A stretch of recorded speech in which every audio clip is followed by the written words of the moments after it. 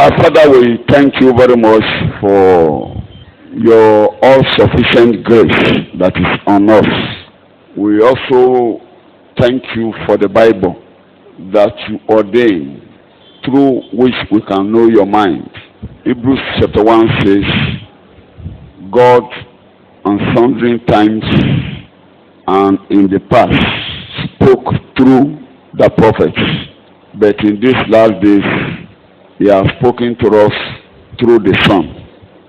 Tonight, through the Holy Spirit, the overseer of the church, the one dwelling in us, our teacher, our comforter, our joy, the source of our joy, the one that supplies with boldness, and the one that helps us even to pray, teach us tonight. Open our understanding. Amen. Since you are the light of the world, anybody who enters into you will never walk in darkness. Open our eyes. Amen. Lighten our understanding. Amen. In Jesus' name we pray. Amen. The final lecture on the law of love, that is, love your enemies. Òpin ẹ̀kọ́ nípa òfin ìfẹ́, ẹ fẹ́ràn àwọn ọ̀tá yín. Gẹ́gẹ́ bí mo ti sọ fún wa tẹ́lẹ̀tẹ́lẹ̀ tí mo máa rán wa létí. Just as I've told you before, and which I will still continue to remind you, ọ̀tá kan ṣoṣo tí a ní ní èṣù. the only enemy we have, the common enemy we have, is Satan. Kódà Even ó ń bá wa jà, Bíbélì ni ó ń gbẹ̀san lára wa torí ó ń bá Ọlọ́run jà. he fights us, take revenge over us or against us because he's fighting God. He's at variance with God. Ọlọ́run ló ń bínú sí. He's angry with God. Tó bá dẹ̀ ti rí ẹnikẹ́ni tó bá Ọlọ́run dọ́rẹ̀ẹ́ tàbí tó sinmi lé oore ọ̀fẹ́ olùgbàlà, á dojú ìjà kọ. If he sees anyone who is in tune with God, who is at the right standing with God, he will fight such a person. Torí Bíbélì pè é ní aláṣẹ àwọn ọba ayé, a ó pè ní aláṣẹ ojú ọ̀run. I'm sorry, kì í ṣe aláṣẹ ojú ọ̀run. The Bible calls him the prince of the powers of the air. Bíbélì inú Éfésù orí kejì ni o. Bíbélì wá ní. In Ephesians chapter 2. Ẹ̀mí yẹn gangan ẹ̀mí ẹ̀yẹn inú àwọn tí ò bá ti gbọ́ràn sí ìrere ló ti ń ṣiṣẹ́. That his spirit works in those that refuse to listen to the message of the gospel. Ẹ ti ẹ jẹ́ ká wò Éfésù orí kejì, mo fẹ́ lu àwọn èdè kan níbẹ̀. Let's read it. Ephesians chapter 2. Ẹsẹ̀ ìkejì gangan ni mo lọ bẹ̀, ẹbẹ̀ ní ẹsẹ̀ ìkíní, ẹsẹ̀ ìkejì, ẹsẹ̀ ìkẹta. Kí ẹ mọ ìlànà tí àwọn ẹ̀mí èṣù gbà ń ṣiṣẹ́ nínú ènìyàn. So that we know the principle through which the demonic spirits work in man. Éfésù orí ìkejì ẹsẹ̀ ìkíní sí ìkẹta. Nílé àti sọ́dí ààyè. Àwọn the believers are made anew, made alive. You are reading. Nígbà tí ẹ̀yin ti kú nítorí ìrékọjá àti ẹ̀ṣẹ̀ yín. Every man has been dead because of sin. That's not where I'm going. You are reading. Nínú èyí tí ẹ̀yin ti ń rìn gẹ́gẹ́ bí ipa ti ayé yìí. All men have been working according to the course of this world. Gẹ́gẹ́ bí aláṣẹ agbára ojú ọ̀run. The principle by which all men have been living their life is according to the dictates of the powers of the air. Ẹ̀mí tí ń ṣiṣẹ́ nísinsìnyí nínú àwọn ọmọ aláìgbọ́ràn. And as of today, that spirit of the powers of the air is working in the children of disobedience. And he continues to tell us that we were once like that. That spirit was once controlling us. And at that time, we are fulfilling the desires of our minds. We are doing what our flesh dictates to us. And because of that, we became children of wrath. Like any other person. bí gbogbo ènìyàn. kókó tí a gbọ́dọ̀ rí níbẹ̀ yẹn ni wípé gbogbo ènìyàn ló ní àwọn ẹ̀mí èṣù ẹ̀mí ojú ọ̀run tó ń darí. The truth of the matter being controlled, dominated by these forces of the air.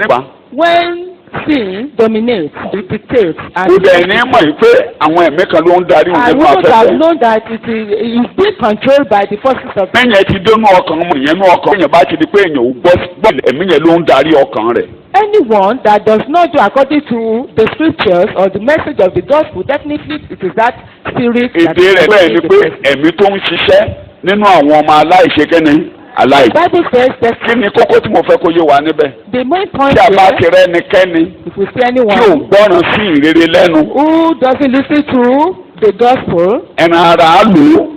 it will be it will do according to dictates of the flesh. A máa ṣe nǹkan tí ọkàn rẹ̀ fẹ́. It will do according to what the spirit dictates. tó ẹ̀mí tó dẹ̀ máa darí ọkàn rẹ̀ tó máa fi ọkàn rẹ̀ lé a máa jẹ́ kó ṣàìgbọràn sí ìrere. The spirit that will harden his heart will make him to be disobedient to the gospel. tó ó lè wàá máa hùwà bí ọ̀tá. Such a person can now behave like an enemy. àwa máa gbógun ti ọmọ ènìyàn. He will be kódà war against tó bá other rẹ́ni tó ń human beings. ṣèfẹ́ Ọlọ́run a máa gbógun tì. If you see someone who does the will of God, such a person will wage war against kí ni mo fẹ́ kó him. yé wa níbí yìí. What I want to be tí a bá out ti here, rí ọmọ ènìyàn kan we see any tó human ń being hùwà ti ara who does according to the flesh, tó ń ṣe bí ènìyàn lásán just behave like a tí mere ò ṣe bí human being Bíbélì ṣe wí. and doesn't do or conduct his life ẹ jẹ́ according ká to mọ̀ the pé kì í scriptures. ṣe òun ló ń ṣiṣẹ́ yẹn. We should understand that he is not the actual person doing it. Àwọn ẹ̀mí èsì ti ráàyè. The evil forces a ò sọ pé lẹ́mìí èsì ni o. We are not saying such a person is demonic. ṣùgbọ́n ó ti ráàyè gbọ́ràn sí àṣẹ àwọn ẹ̀mí èsì. But that person is listening to the forces of the year. tó bá ti ń mú ìfẹ́ inú rẹ̀ ṣe. Once he is doing according to the tó dictates ń mú of his ìfẹ́ heart, àgọ́ ara rẹ̀ ṣe. doing according to the dictates of the flesh. at that time a máa ṣe nǹkan tó lòdì sí Bíbélì. At that particular time, such a person will do something contrary. tó bá sì ń tẹ̀ wá mọ́lẹ̀. If we are being trampled upon, agbára tó wà lẹ́yìn ẹni tó agbára tó wà lẹ́yìn ẹ̀ ló yẹ kárí kì í ṣòun gan ló yẹ kárí. it is not that person that we should see as an enemy, but Thank you very much. behind it. tí a bá ti kọ́kọ́ rí i pé kẹ́nẹ́ kan ló ń ti ẹni yìí ṣìṣe. If we are able to see that something is pushing this person to do kí ẹ má contrary, ṣe gbàgbé kókó kan ènìyàn a máa jẹ́ ènìyàn títí láéláé. we shouldn't forget one major point that a man will always be a ènìyàn ò man. lè ṣaláìṣe àṣìṣe lórí Like rẹ̀. we are prone to make mistakes. We can't do without tó making tí a bá ti mistakes. ní ọkàn pọ́mọ ènìyàn lọ́mọ ènìyàn a máa jẹ́. If we have the mind that we are just human beings and we ọmọ behave ènìyàn ò dẹ̀ kì í accordingly, tètè gbà póun jẹ̀bi. and we human beings we don't accept our Kódà, mistakes that kódà. we are faulty. ìṣe ọmọ ènìyàn ni pé kó máa shift blame ẹ̀ pẹ́lòmíì ló ṣe ẹlòmíì ló ṣe ẹlòmíì ló ṣe. It is our usual practice to shift our blame to another so person. tí a bá ti ní background yẹn lọ́kàn wa If we have that at the back of our mind, a ní fi bẹ́ẹ̀ mú ẹnikẹ́ni lọ́tàá. then we won't take anyone as our tó bá nù enemy. tẹ́nikẹ́ni ṣe sí wa a ní jẹ́ kó dùn wá kọjá ààlà. If there's anything someone has done wrong to us, then we won't be hurt more than. àwọn nǹkan tí Bíbélì sọ á wá lè wúlò nínú ayé wa. And whatever the Bible has said, we now à á have. lè rí Ọlọ́run pé òun ló wà nídìí ètò ayé wa. I will be able to see God that He is behind the pé kò sí plan nǹkan tẹ́ni yẹn ṣe tó of our kò life. sí nǹkan tí a lu ẹni yẹn láti ṣe tó lè dá ayé wa rú. That whatever anybody does cannot dismantle kí a our mọ̀ pé life. gẹ́gẹ́ bí èdè tí Joseph ló fáwọn ẹ̀gbọ́n ẹ̀. According to the language of the term used by Joseph ṣe mọ̀ pé ó ní ẹ̀yin rò sí ibi that you have taught it. Ọlọ́run rò sí rere fún mi. God taught it of good. ìkúkú ṣàwọn ẹ̀gbọ́n ẹ̀ ló rò sí ibi. It is not even the ẹnìkan brothers. àwọn ẹ̀mí kan ló sọ pé ètí Ọlọ́run ò ní ṣe nínú ayé gbogbo ìdílé yẹn It's one pátápátá. spirit who doesn't want the will of God to be fulfilled in that family. ẹ wo oríire tí mi pẹ̀lú oríire tí mi lò léde Yorùbá ẹ wo oríire tí Joseph kó bá gbogbo ìdílé. And see the good things that Joseph brought the entire family. Ntọ́lọ́run sọ lórí ìdílé yẹn ni ọ̀tá ò fẹ́ kó ṣẹ. It is the pronouncement of God concerning that family that the enemy doesn't want to. Ṣùgbọ́n Ọlọ́run ò ní gba ọ̀tá láyè kó mú ìlérí rẹ̀ ṣẹ. But God will not allow the enemy to Bákan náà ni bí ẹnikẹ́ni bá hùwà tàbí ó gbé ìgbésẹ̀ kan tó lòdì sí wa tàbí tàbí àwọn òbọ̀, Ọlọ́run ò ní jẹ́ kí ètí ọ̀tá yẹn kó ṣẹ. And God will not make the plans of the enemy to. Mọ́sùmọ́ rọrùn nígbà tí Jésù ti kú tó ti jíǹde. Most especially when Christ had died and resurrected. Agbára àjíǹde ti yí ẹ̀yìn ọ̀tá padà. The power of resurrection has turned the back of. Ó ti sọ ìfìdí aláìlágbára lórí ayé wa. He has made Satan powerless over our lives. Jésù ló wà lórí ìtẹ́ lọ́run. Jesus is on the throne. Ẹ̀jẹ̀ Jésù ló ń bẹ níwájú Ọlọ́run ẹlẹ́dàá. The blood of Jesus is before God. Ayé wa ti yàtọ̀ sí ayé àwọn Dáfídì, ayé àwọn Mósè, ayé àwọn Jósẹ́fù, àwọn tí mò ń kà yìí. Ẹ̀jẹ̀ Jésù ń bẹ lọ́dọ̀ Ọlọ́run. Jésù jókòó sọ́dọ̀ Ọlọ́run ẹlẹ́dàá. Our life has changed from the people of old, like David and so on and so forth, because the blood of Jesus is before God, and Jesus himself is. Ọlọ́run ẹlẹ́dàá gẹ́gẹ́ bí onídàájọ́ kò dá wa lẹ́jọ́ mọ́. And God himself as the judge of the whole world. Kò dá wa lẹ́jọ́ mọ́. He doesn't judge us again. Nígbà tí Paul máa kọ́ wa, ó ní ta ló lè ka ohun kan sọ́run àwọn àyànfẹ́ Ọlọ́run. That who can count any Ó ní bí a ṣe Ọlọ́run ẹni tí ó dá wa láre. That who can condemn us the saints is it God that justifies us. Kò sẹ́ni tó lè mẹ́sùn wa lọ síwájú Olúwa kó jẹ́. So no one can bring accusation against us before God. Torí ẹlẹ́dàá gan jókòó gẹ́gẹ́ bí olùdániláre tó yọ́nú. God himself. Ó yọ́nú máa máa tẹnu mọ́ gbogbo bàtà lè rí Ọlọ́run níbi tó jókòó sí lórí. Inú ẹ̀ yọ sí wa, kò dojú ìjà kọ wa. He is not against us. Ayé ìgbà Jóòbù lẹ́nìkan lè lọ́dọ̀ jábọ̀ síwájú Ọlọ́run kó lọ fẹjọ́ fún. It was the time of Job that anyone can just go before God. Ó dẹ̀ ti yé ní mò ń tẹnumọ́ lójoojúmọ́ pé ẹ̀jẹ̀ Jésù tó wà níwájú pẹpẹ ó ń sọ̀rọ̀ ohun rere lé wa lórí. I do tell you that the blood of Jesus that is before the altar speaks good concerning us. Káàkiri ẹ̀ ní pé ẹ wá dẹ́ṣẹ̀ o gẹ́gẹ́ bí onígbàgbọ́. Even if you sin as a believer. Ká ní pé ẹ wá dẹ́ṣẹ̀. If you sin as a believer. Agbẹjọ́rò jókòó sọ́wọ́ ọ̀tún bàbá. Our solicitor, our advocate is. So kò sí bẹ́ẹ̀ tí ọ̀tá ṣe lè ṣẹ mọ́ wa lọ́wọ́. So there is no way the will of God will be established. Kò sí ìlànà tí ìkúrẹ́ láyé tètè ẹ máa ṣẹ mọ́ wa lára. There is no principle that heaven will take in life that will have. Kókó yẹn tó bá ti lè wọlé sí wa lọ́kàn ẹ ò ní bẹ́nikẹ́ni jà ẹ ní mẹ́nikẹ́ni lọ́ta lórí ilẹ̀. Once we understand this point, then you will not take anyone as your enemy. Kò fún tẹ́nìkan ṣe láyé tí ẹ máa gbà kó lè dáyé yín rú. Nothing anyone could tí yẹn bá ti kalẹ̀ lọ́kàn yín kó máa ṣe lọ òfin ló máa já sí ìtọ́lọ́run kọ òun ló máa ṣe. And whatever God has written concerning you. Àkọọ́lẹ̀ baba lórí rẹ̀ kò ní í yẹ̀. What God has written concerning you will not. Ọlọ́run onídàájọ́ òun ló dá wa láre. Ẹ má gbàgbé o, ó tó fẹ́ràn wa létí. is the one that justifies us. Ó jókòó lórí ìtẹ́ níbẹ̀, kò dá wa lẹ́jọ́ mọ́, kò bínú kò kàn án mọ́. Ẹ̀jẹ̀ Jésù sọ̀rọ̀ ohun rere níbẹ̀. The blood of Jesus speaks good. Ó lẹ́nikẹ́ni tó ṣe ibi lé wa lórí òfin ló máa já sí. Is there anyone who does evil against us? Ká ní pé ẹ wá dẹ́ṣẹ̀. Even if you. Wọ́n ní kẹ́ máa dẹ́ṣẹ̀ o, ká ní pé ẹ wá dẹ́ṣẹ̀ bí ọmọ ènìyàn. Jésù olùgbàlà jókòó láti dẹjọ́ yẹn rú. Is sitting to tó ẹjọ́ kẹjọ́ tẹ́lẹ̀ bá mú wá pé tó wá kàtí wa lọ́rùn Jésù àgàrú. Whatever anyone has counted against us. Kò fún tẹ́nikẹ́ni lè gbé lọ síwájú Ọlọ́run lórí ọ̀rọ̀ rẹ̀ ó máa dàrú. Ètè náà ò ní ṣẹ. That plan can to. Nítorí náà ojú yẹn lọ fi gbúdọ̀ máa gbélé ayé. That's how you should live or conduct your life. Tí ẹ fi máa wo ọmọ èèyàn tó bá ṣe ìwà. That you will be able to see. Òun ló máa ràn yín lọ́wọ́ láti mú ẹ̀kọ́ bàbá wa Jésù olùgbàlà tí Pọ́ọ̀lù àpọ́sítélì rán wa létí pé ẹ gbàdúrà fún wọn, ẹ ṣe oore fún wọn. This will make us to make use of the teaching of Father Paul that we should pray for them.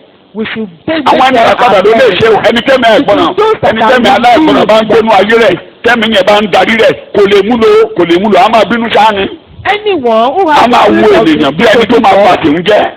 who doesn't listen to the gospel will not make use of this teaching. ẹni tí ẹ̀kọ́ Yorùbá kalẹ̀ ní ọkàn rẹ̀ á máa jàṣà lójoojúmọ́. kódà inú rẹ̀ á tán inú rẹ̀ á korò. Such a person will be bitter. ayé rẹ̀ gan adagun. Even his life kò ní láyọ̀. will be okay and he will never be joyful. eléyìí tó tiẹ̀ máa ń burú jù nígbà tí èèyàn bá wá sí dénú ìjọ sínú ìjọ ló burú jù ó burú jù gan kéèyàn wà nù ìjọ kó lóun rí gbàlà might kó experience lóun the gbà joy for Jésù. you to have accepted Jesus and to be kó lè ṣe máa rí ẹnìkan kó fẹ́ bá tòun jẹ́. and for you to see someone that will mar your life. ayéré adé koro ni ayéré adágún a máa bínú ṣá a máa bínú ṣá kódà a sọra èdè ewé àdúrọ ewé wọn pe kìnnìkan ní toss may not ewé yẹn nígbà tá a wà ní skul tẹ bá a máa fi ṣeré tábà ti lọ sí bàtà wa àti gbójúdé bá ti fọwọ́ kàn bẹ́ẹ̀ àti gbogbo bẹ́ẹ̀ kìíní ṣe níìtì bẹ́ẹ̀ tó bá ṣe àlùrọ̀ ẹ bá ti fọwọ́ kàn bẹ́ẹ̀ gbogbo fúláwà yẹn àti gbójúdé pátápátá. Such a person will turn himself to another thing entirely. ó da ta wẹ́rẹ́. He will become touchy. ṣe lá máa bẹ̀rẹ̀ sí karamú gbogbo ènìyàn. He will be touchy for everyone. tó bá ń tó ọlọ́run ni kó o bá làjà number one bá ọlọ́run làjà bá ọlọ́run rẹ dàfọ̀. Be in tune, be at the right standing with God. tó bá tẹ gbogbo ẹ̀kọ́ Jésù yìí bá a ṣe máa bá ọlọ́run rẹ ẹni tí ò bá bá ọlọ́run rẹ kò ní láyọ̀ kò ní gbádùn ọlọ́run. Anyone who is not at the right standing with God bá ọlọ́run làjà bá ọlọ́run rẹ. and will not enjoy God. nítọ̀tà gbàgbé ẹ̀. That need to the that of the enemy, please forget about it. ọ̀tá kan òun ní ẹ̀mí èsì ènìyàn tó ń lò yẹn ẹni yẹn anybody ni ó lè dúra ẹ̀sílẹ̀ kẹrin ara lò. Anybody can be used by anybody the flesh. Anyone. nara lè lò tẹnara bá dẹ̀ lè lò and if flesh. èsì ló ráyè tẹ́jú bá dẹ̀ ṣe ráyè ó nídìí àti bájà ènìyàn ní. The devil will now have an access. So if the person behaves like that, iṣẹ́ tẹ́jú náà yẹn tí ó máa ṣe. does that mean that what Satan has done will bá ti di pé lágbájá yìí ló máa dènà mi lágbájá yìí ló jókòó lórí ọ̀rọ̀ mi kò ti finish. This person will obstruct me. mo kí ti sọ òun gbólóhùn mẹ́ta ní kí tó máa bẹ̀ kọ́ alẹ́ lọ. bàbá onídàájọ́ kò dá wa lẹ́jọ́ kí mo ní kò ṣe. kí mo ní kò ṣe. níbi tó dúró sí lórí ìtẹ́. bí ẹnikẹ́ni bá mú ọ̀rọ̀ búburú wá lórí ọ̀rọ̀ rẹ kò ní gba ọ̀rọ̀ yẹn láàyè kó ṣẹ. If anyone accuses us, he will not allow such things to have effect or be established. èrò ibi tí ọ̀tá gbé kò ní í ṣẹ. Evil thought of the enemy will not stand to fulfilment. kò ní í ṣẹ ni. It won't be established. ìkejì ẹ̀jẹ̀ Jésù wà níbẹ̀ ó ń sọ̀rọ̀ ohun rere. The blood of Jesus is there speaking of good things. ìkẹta Third one. Jésù jókòó tó o bá tiẹ̀ dẹ́ṣẹ̀ torí ènìyàn ò ṣe kó má ṣẹ̀. Jesus is sitting on the throne because we can't do without. gbogbo ẹjọ́ tá a bá wá mú wá torí pé o dẹ́ṣẹ̀. Any accusation. Jésù á dàrú. Any accusation brought. tani mo ló máa dàrú. Jesus. o nídìí láti sọ pé ọ̀tá tẹ láyè torí ìyà ẹ̀ṣẹ̀ mi mú jẹ. Jésù ò ní jẹ́ kó o jẹ ìyà ẹ̀ṣẹ̀. Jesus will not allow. mo lóò ní ṣe ò ní jẹ ìyà ẹ̀ṣẹ̀. shout hallelujah. Bàbá fúnra ara ẹ̀ ló lè mú kòbókòkó náà ẹ̀. It's only God himself. ẹni tí bàbá bá fẹ́ òun ló ń ṣe kéne. Anyone the father loves. Bàbá ló lè bá wí. It's only God. òun ló mọ̀ bó ṣe máa correct ẹ̀rọ rẹ̀. You know how to correct your error. kò tí ẹnikẹ́ni kókó kan tí àwa kìrìsìtẹ́nì gbọ́dọ̀ ṣe ni pé ká ní sùúrù díẹ̀ fúnra wa. The Christians should do, Bible believers should do is to be patient and endure. láti gbọ́ra yé. Have a little patience in order to understand one another. another. Ní ẹ̀tanú máa ń dìde kéèyàn máa ń kọsẹ̀. In misunderstanding there will be anger and not understanding. Inú èrò lèyàn ti ń ṣubú o. It is in the thought that. ẹni pé gbogbo ẹgbẹ́ tí mo ń ké yìí bí èrò ọkàn yín ṣe máa dáa ni Jésù ń sọ. Tí ẹ̀ ní máa ronú negative. Tí ẹ̀ bá ti ronú negative kò sí ẹ̀yin gan ló níṣòro o. Kì í ṣe ẹni tẹ́ ẹ̀ pé lọ́ta ló níṣòro o. Ìwọ gan ló níṣòro o. You have a problem. ẹni tó ń pè lọ́ta yẹn kò níṣòro kankan kódà ó lè má mọ̀ pé wàhálà bá ọ. That person might not even know. torí tó bá ti di báyìí rí àti gbé náà. Because anytime you see such a person. tó ń sọ kò tí ì sọ tán wà á ti túmọ̀ ẹ̀ lọ́nà mẹ́ẹ̀ẹ́dógún. Anything tó pé wàhálà ti dé. you will have lots of meaning. tó bá kí ẹ lásán pé ó bá gbóhùn lódò ẹ káàárọ̀ as a great man, wà á ti fún ẹ káàárọ̀ ẹ̀yẹn ní. you would have given tó bá tún meaning ní to ẹ káàárọ̀ that sà greeting. ẹ káàárọ̀ mọ̀ ìtumọ̀ míì ló máa fún. Anytime you greet torí o ní wàhálà another meaning, o ti ní wàhálà a problem, a certain lórúkọ problem. Jésù ẹ̀ ní wàhálà. May you not have wàhálà problem nínú in ọkàn ni o. It is the problem of ẹnìkan tá a mind. gbọ́dọ̀ rí ni Ọlọ́run tó fi kú oró gbà wá nípasẹ̀ The only Jésù. person we should see here, Jésù olùgbàlà only tó ń person bẹ lọ́wọ́ who ọ̀tún saved us Ọlọ́run. through his faithfulness. Bàbá dáadáa Jesus lórí of the ìtẹ́ throne. ẹ̀jẹ̀ Jésù Father tó of jẹ́ the pé throne. gbólóhùn tó ń sọ ní And ohun rere. Jesus that speaks good. tó ibi ò ní bá ní o. May you not see tó evil. ọwọ́ Ọlọ́run lọ ayé wa wà o. Our life is in the hands mo of kàn ṣe God. àlàyé yẹn ní kúkúrú kí n tó parí ibi tí mo ń bá ẹ̀kọ́ yìí lọ. kókó tí a dẹ̀ fẹ́ wò mo ṣe pé mo ní àsọkágbá ẹ̀kọ́ òfin ìfẹ́. The conclusion of the law of love. ẹ rí i pé ọ̀dọ̀ àwọn agbowó òde àti àwọn kèfèrí ibẹ̀ la parí ẹ̀kọ́ yẹn sí ní ìjẹjọ nígbà tó ń sọ pé àwọn agbowó òde gan fẹ́ràn ara wọn àwọn kèfèrí gan wọ́n fẹ́ràn àwọn tí ó bá fẹ́ràn wọn. We concluded the message last week on the tax collectors and the Gentiles, that the tax collectors love themselves, likewise the Gentiles love themselves. Matthew chapter 5 ẹgbẹ́ láti verse 46, 47, 48 là ń lọ lálẹ́ yìí. Nítorí bí ẹ̀yin bá fẹ́ àwọn tí ó fẹ́ yín ọpẹ́ kí lè ẹ̀yin ní bẹ́ẹ̀ gẹ́gẹ́ kí àwọn agbowó òde ń ṣe bí ẹ̀yin bá sì ń kí kìkì àwọn arákùnrin yín kí lè ṣe ju àwọn ẹlòmíràn lọ bẹ́ẹ̀ gẹ́gẹ́ kí àwọn agbowó òde ń ṣe. ìyẹn ni pé tó bá jẹ́ pé àwọn tó fẹ́ràn wa those yes say it in English. It's only those that love us. Read that passage in English because of those who are listening to us. For if you love those who love you, what reward have you? Do not even the tax collectors do the same?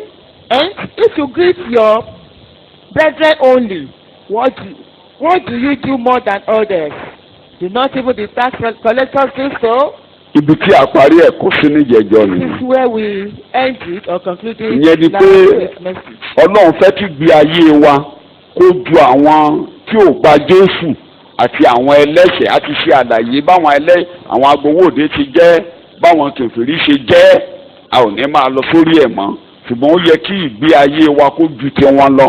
God wants our life to be above the Gentiles, the unbelievers. Ó wá parí ẹ̀ sí 48. He ended it in. Ẹ máa kà á lọ mò ń gbé mi. Nítorí náà kí ẹ̀yin kí ó pé bí baba yín tí ń bẹ lé ọ̀run ti pé. Therefore, you shall be perfect, just as your Father in heaven is perfect. Ìyẹn ni pé ìgbé ayé wa ẹnìkan ló gbọ́dọ̀ jọ. That A gbọ́dọ̀ jọ bàbá wa tí ń bẹ ní. by the conduct of our life, the way we conduct our life, we should. Ẹ̀kọ́ Jésù olùgbàlà ní ẹnu ló ti jáde ò pé This is the teaching ẹni of tí ìgbé Jesus. ayé wa gbọ́dọ̀ jọ lórí ilẹ̀ ní bàbá wa tí ń bẹ ní. The person our conduct should resemble is our Father in heaven. Ẹ rí i pé nígbà tá a ti ń bẹ́kọ̀ yẹn bọ̀ You see from ó ní where bàbá we wa are tí ń bẹ ní ọ̀run. that our Father in heaven Ó ń rọ̀jò sí oko ìkà àti oko èèyàn dáadáa. rains on the Tọ́lọ́run bá fẹ́ ṣe é. of the wicked. Ọlọ́run ò yí ya ẹnikẹ́ni sọ́tọ̀. It will never separate anyone. Kò ń discriminate. It doesn't discriminate. A ṣoore fún ẹni tó gba Ọlọ́run gbọ́ àtàwọn tí ò gbọ́ Ọlọ́run gbọ́. He does his good liberally. Bó tilẹ̀ jẹ́ pé standard wà tí wọ́n lò fáwọn aláìgbàgbọ́ tí yóò lọ sínú ẹ̀ lábẹ́ ẹ̀kọ́ yìí. Even though there are standards for those people. Torí kan lè gba Ọlọ́run gbọ́ ló fi máa ń ṣe fún So wọn. that they will be able to. Ó ń rọ òòrùn fún ẹni gbogbo. He Ó ń ṣoore fún ẹni gbogbo. and do good for everyone. Ó wá ní ẹ wá jọ bàbá yín yẹn o. That you should resemble your father. Tí ò torí pé ẹnìkan jẹ́ka kó má ṣe olóore. Who doesn't say because someone is wicked, I will not do good to him. Ẹ̀mí mímọ́ yìí o yóò bá a kọ́ wọ́n ní lórúkọ May Jésù. the Holy Spirit accompany us in Ó Jesus. mọ̀ dáadáa pé inú ayé tí à ń gbé yìí o mò ń ka introduction mi ni o. Ó mọ̀ pé inú ayé tí à ń gbé yìí o inú ayé tí ò pé ni. It is imperfect. Ibẹ̀ ló dẹ̀ ti fẹ́ ká pé kájọ bàbá ní pípé ìtumọ̀ pípé yẹn gẹ́gẹ́ kó fẹ́ túmọ̀ lálẹ́ yìí. Pé ká pé yẹn That we should be ibi perfect. tẹ́kọ̀ọ́ yẹn dorí kọ gan ni pé kí a pé nínú ìfẹ́. That we should be Bẹ̀ mo máa perfect parí ẹ̀ in sí. love. bí bàbá wa ṣe pé nínú ìfẹ́. Just as our Father Tí a is pé perfect nínú in ìfẹ́. love, we too should be perfect in love. ẹ máa bá a kọ́ wọ́n rí o. May the Holy Spirit mo accompany lè máa bá a us. kọ́ wọ́n rí May the o. Holy Spirit accompany us. ó mọ̀ pé ó níbi tí ènìyàn ní agbára mọ́ lórí ilẹ̀. He knows that our might. ṣùgbọ́n ó ti fi kíní kan ṣe àpẹẹrẹ fún wa. But he has used one something as an illustration. nígbà tí àwa jẹ́ ẹlẹ́ṣẹ̀. That when we were sinners, Kristi kú fún àwọn aláìwà bí Ọlọ́run. Christ died. nínú Róòmù orí karùn-ún ẹ jẹ́ ká kà yẹn kó lè tún un sọ kó lè tó wa. Róòmù orí karùn-ún Romans chapter 5. ẹgbẹ́ ní ẹsẹ̀ ìkẹfà. nítorí ìgbà àwa jẹ́ aláìlera. ní sùúrù tó bá ti ń ka sentence by sentence máa ka òyìnbó kẹjọ máa ka léra àfi tí mo bá gbà lọ́wọ́ yín Bíbélì ń sọ̀rọ̀. nígbà tí àwa jẹ́ Róòmù orí aláìlera. karùn-ún ẹsẹ̀ ìkẹfà. nítorí ìgbà tí àwa jẹ́ aláìlera. For when we were still without strength, ní àkókò tí ó yẹ. in due time, Kristi kú fún àwa aláìwà bí Ọlọ́run. Christ died for the ungodly. ẹ mọ̀ túmọ̀ rẹ̀. Do you know àwa the tí wàá wa ò dáa tá a jẹ́ lèsì tí a lè rárá wa lọ́wọ́ that we can't help ourselves. nígbà tá a lè dá nǹkan kan ṣe. When we couldn't do anything. ìgbà yẹn ni Ọlọ́run sọ̀kalẹ̀ nínú Jésù láti wá ràn wá lọ́wọ́ And God came tí ò ronú nípa ìwà ẹ̀ka wa Who does it? Who tó ṣe oore fún wa oore tó ga jù ó ṣe fún wa. He did good to ẹ̀ka us. síwájú yes. nítorí ó ṣọ̀wọ́n kí ẹnìkan kí ó tó kú fún olódodo. ìyẹn ni pé kò sẹ́ni tó máa ń fẹ́ jìyà nítorí pé ẹnìkan ń ṣeré tẹ́yìn bá jó lódodo báyìí gbogbo ẹni bá dáa ẹni bá lówó la máa bá ṣọ̀rẹ́ ẹni bá dáa la máa bá ṣọ̀rẹ́ kò sẹ́ni tó máa ń bá ìka ènìyàn dọ́rẹ́. No one wants to be punished for someone else. kò sẹ́ni tó máa ń fẹ́ And no one wants jìyà ẹ̀ṣẹ̀ to ẹlẹ́ṣẹ̀. be friendly with the wicked. ìtumọ̀ ẹnìyẹn kò fẹ́ kò sẹ́ni tó fẹ́ jìyà ẹlẹ́ṣẹ̀. No one wants to be punished for something olórí ìdílé máa ń bá kiri àwọn olúborí burúkú rìn. We don't want to Ṣùgbọ́n walk àwọn olórí burúkú ló wá wá. the unfortunate. àwọn olórí burúkú ló wá wá. But he came Àwọn àṣàyàn ló wá ṣoore fún. for the wicked. He did the ó mọ̀ pé kàní wá pé àwòdà. He knows that we are ó not dẹ̀ good darapọ̀ and láti wicked. ràn wá lọ́wọ́ He has Bíbélì lẹ́ ń kà. identified with us in order to help ṣùgbọ́n us. fún ènìyàn rere. bẹ́ẹ̀ni bóyá ẹlòmíràn tí ẹ lè dábàá àti kú. kò sẹ́ni tó lè máa kà. ṣùgbọ́n Ọlọ́run fi ìfẹ́ òun pàápàá sí wa hàn. Ẹ̀hẹ́n. God demonstrated Ní his èyí own pé- love towards us. nígbà tí àwa jẹ́ ẹlẹ́ṣẹ̀. ṣé má rí ẹ nìyẹn Kristi nígbà tí kú àwa fún wa. jẹ́ ẹlẹ́ṣẹ̀ kí náà ní Kristi ṣe o. Kristi kú fún wa. While we were still sinners, Christ died for us. tí a ò dá tí a ò ṣe é gbé. When we are not good and when we Bíbélì are fi ẹsẹ̀ rẹ̀ wicked. múlẹ̀ lọ́pọ̀lọpọ̀ ó ní orí wa lẹ́bàá ọ̀nà níbi tí a ti nínú ẹ̀jẹ̀ àwa ti ká lára wa níbi tí a ti ń gbèjà bẹ́ẹ̀ ló wá Where tú we wa were suffering, tútù ayé wa carried ṣe. us and restored our lives. lórúkọ Jésù ẹ̀ máa bá a kọ́ wọ̀nyí o. The amen. Holy Spirit accompanied us. gẹ́gẹ́ bí ọ̀tá gbólóhùn tí mo fẹ́ mú jáde ni pé Ọlọ́run fẹ́ràn wa gẹ́gẹ́ bí ọ̀tá That God loves ó us sì ń tọ́jú wa gẹ́gẹ́ bí ọ̀tá as enemies and took ó sì care ń of wá us ọ̀nà as bí a ṣe enemies. máa bá wọn rẹ́ gẹ́gẹ́ bí ọ̀tá. And he wants a way to ìgbà yẹn ló san gbogbo gbèsè tí a lè san. That was when he paid for all the debts that we could not pay. akàndédé bára wa nínú ẹ̀ lónìí ni We just found ourselves. àmọ́ bá a ṣe wọnú rẹ̀. We didn't know how. ṣùgbọ́n ẹ rí gẹ́gẹ́ bí ọmọ Ọlọ́run ẹ̀yin ọmọ Ọlọ́run ẹ rí i pé Children of God. fún ọ̀gọ̀ọ̀rọ̀ ìgbàlẹ̀ oore gẹ́gẹ́ bí èdè pásọ̀ lọ́jọ́ Sunday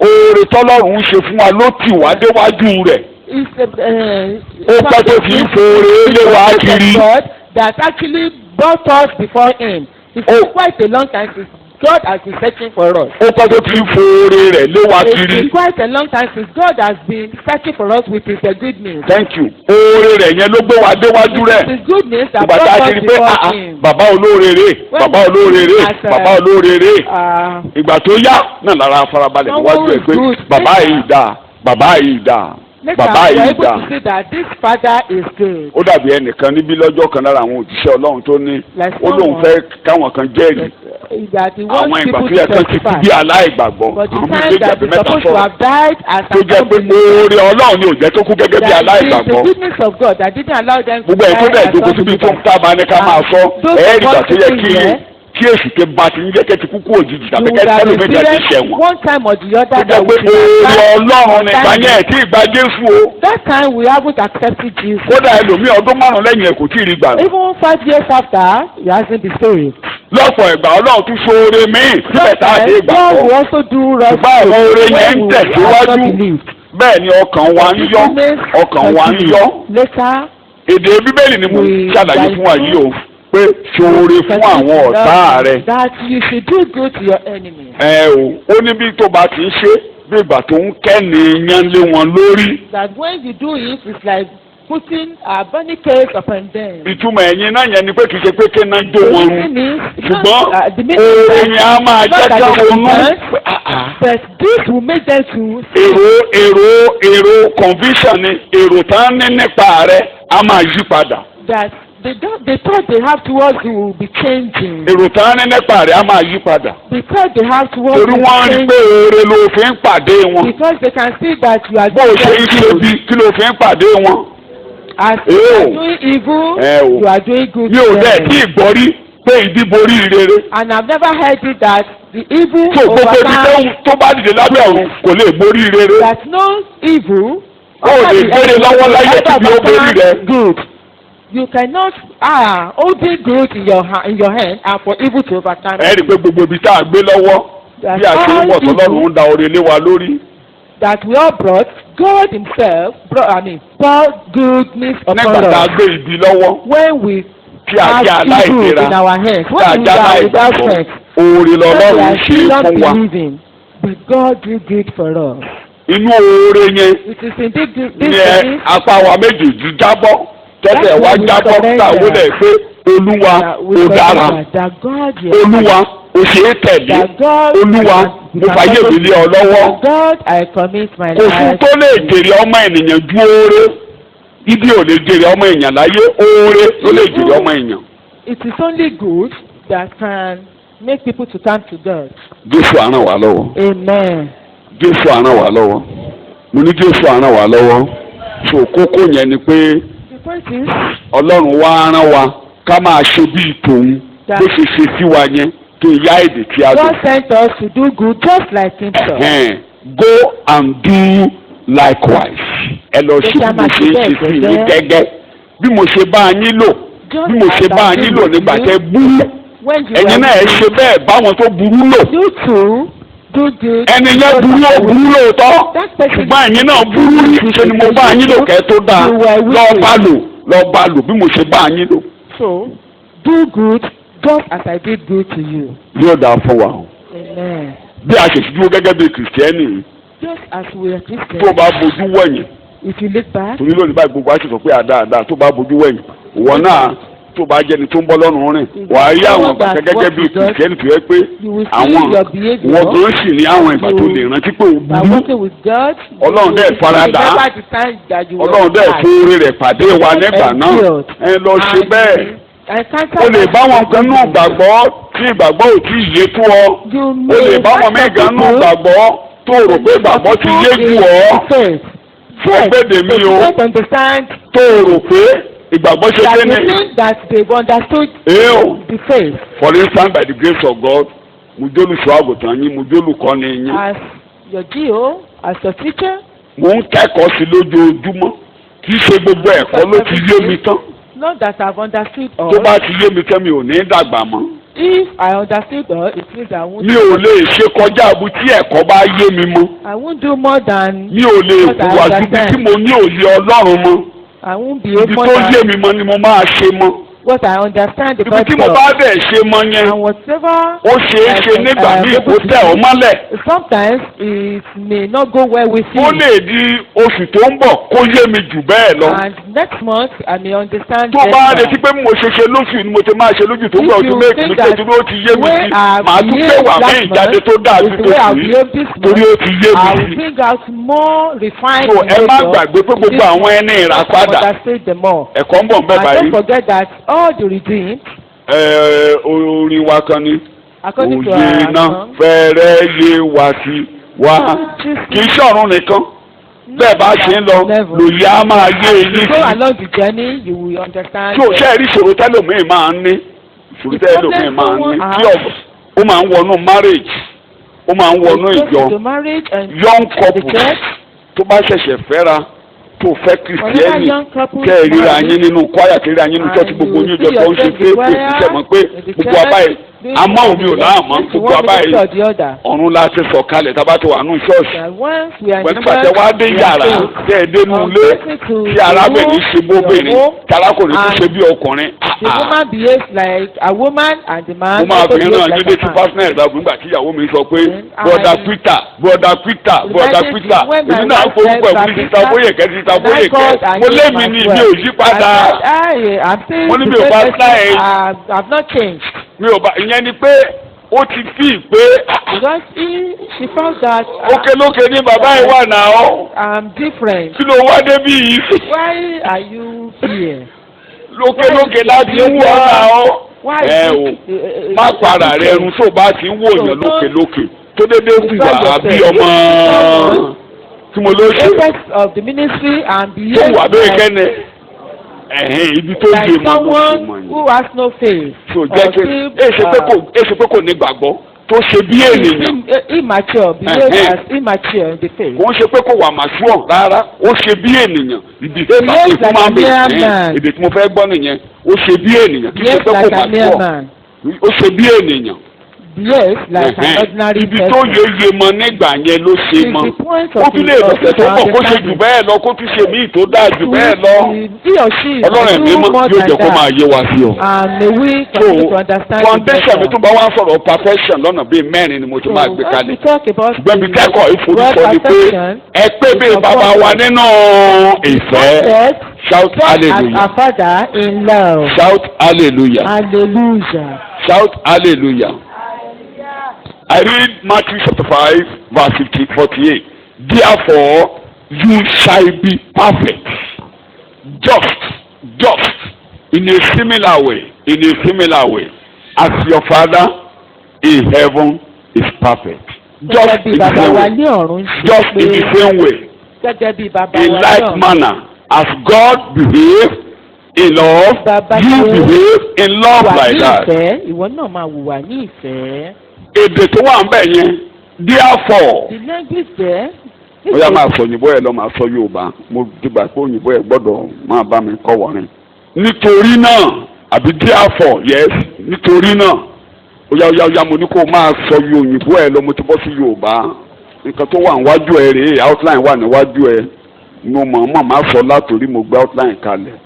Be cool, calm and collected. I won't wrong. I will carry you along. Gbé Yorùbá àbí kó gbóyìnbó ìṣẹ́bà ṣàtẹ̀ méjèèjì síwájú ẹ̀. Èdè tó wà níbí nítorí náà. Ó fi hàn yín pé àwọn ọ̀rọ̀ kan ti ń bọ̀ látòkè. It means that there are some teachings right from. Níbẹ̀ ká ó wà ní èdè òyìnbó ẹ̀ o ó wà ní èdè òyìnbó ẹ̀ Yorùbá mú ń sọ o 1A. Therefore, present this as a conclusion from what precedes. Thank you. Àwọn ọ̀rọ̀ kan ti ń bọ̀ látòkè tá ń sọ ọ́ bọ̀. A conclusion from what precedes. Pé Ọlọ́run fẹ́ kí a ga nínú ìwà nínú ìgbé ayé ju àwọn agbowó òde ọ̀rọ̀ agbowó òde ló ń bá bọ̀ pé àwọn agbowó òde àti àwọn ẹlẹ́ṣẹ̀ wọ́n máa ń ní ìfẹ́ àwọn tó fẹ́ràn wa. That we should be at a higher point. mo ti sọ lẹ́ẹ̀kan o wọ́n máa ń ní ìfẹ́ àwọn tó fẹ́ràn wọn àwọn tó bá ta wọ́n lọ́rẹ wọ́n á ta wọ́n lọ́rẹ. Ọlọ́run fẹ́ pé nítorí náà táwọn agbowó òde bá ń ṣe bẹ́ẹ̀ ẹni ó yẹ kẹ́ jù bẹ́ẹ̀ lọ. The latest are doing this then we should be above them. Thank you very much. Káwá dàbí bàbá wa tí ń bẹ ní. And we ought to be like our father. Ká dàbí ta ni mo pé o. Ẹ jẹ́ kí àwọn ibi tí a ti lo èdè yìí nínú ẹ̀kọ́ Matthew yìí ẹ jẹ́ kí n yọ bíi méjì ká fi wélé ìta àkàyà bíi mẹ́ta. Let's read some verses in the Bible. Nínú Matthew nínú ẹ̀kọ́ orí òkè níbi tí Jésù ti lo èdè yẹn ẹ jẹ́ ká kà á kó lè yé wa. Let's read it for understanding. Orí karùn-ún ẹsẹ̀ 45 yes. Kí ẹ̀yin kí ó lè máa jẹ́ ọmọ bàbá yín tí ń bẹ lé ọ̀run. Ẹgbẹ́dẹ̀ tó lòdì bẹ́ẹ̀ yẹn gbogbo tó wà lọ́kàn Jésù ni pé bí agbọ́dọ̀ ẹni bí ni là ń jọ ká lè máa pè wá ní ọmọ bàbá wa tí ń ṣe kí ni o. That we should be called the children or sons of our father in heaven. Tí ẹ máa gbé jáde agbọ́dọ̀ rí yín ká sọ pé ọmọ ta ni yín o.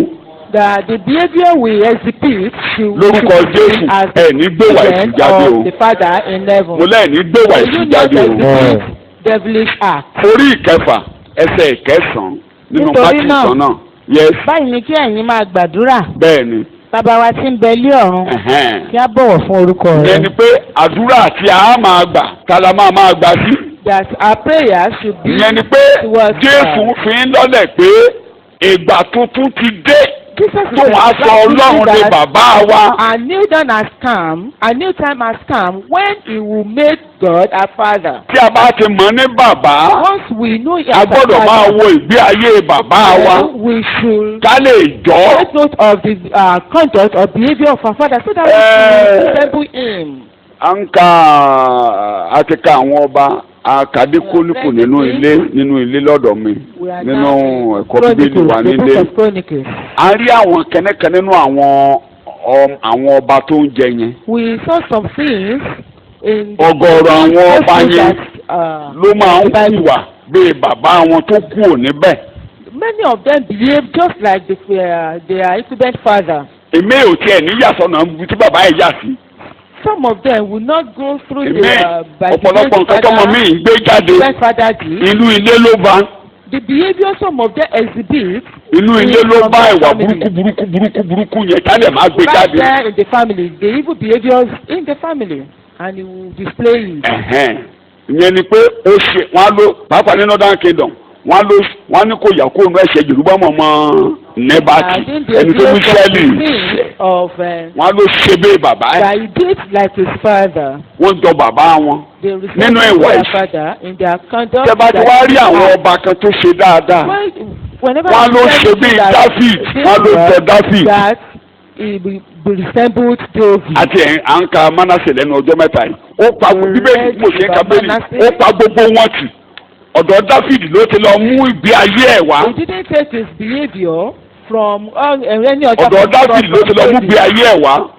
Bíbélì ni ó yára rẹ̀ sọ̀tọ̀ nígbà tó pé 15 ó yára rẹ̀ sọ̀tọ̀ pé òun fẹ́ mọnú Ọlọ́run òun fẹ́ mọnú Ọlọ́run ó wá bẹ̀rẹ̀ sí ń wádìí kí lọ́lọ́run ṣe ń báwọn èèyàn lò.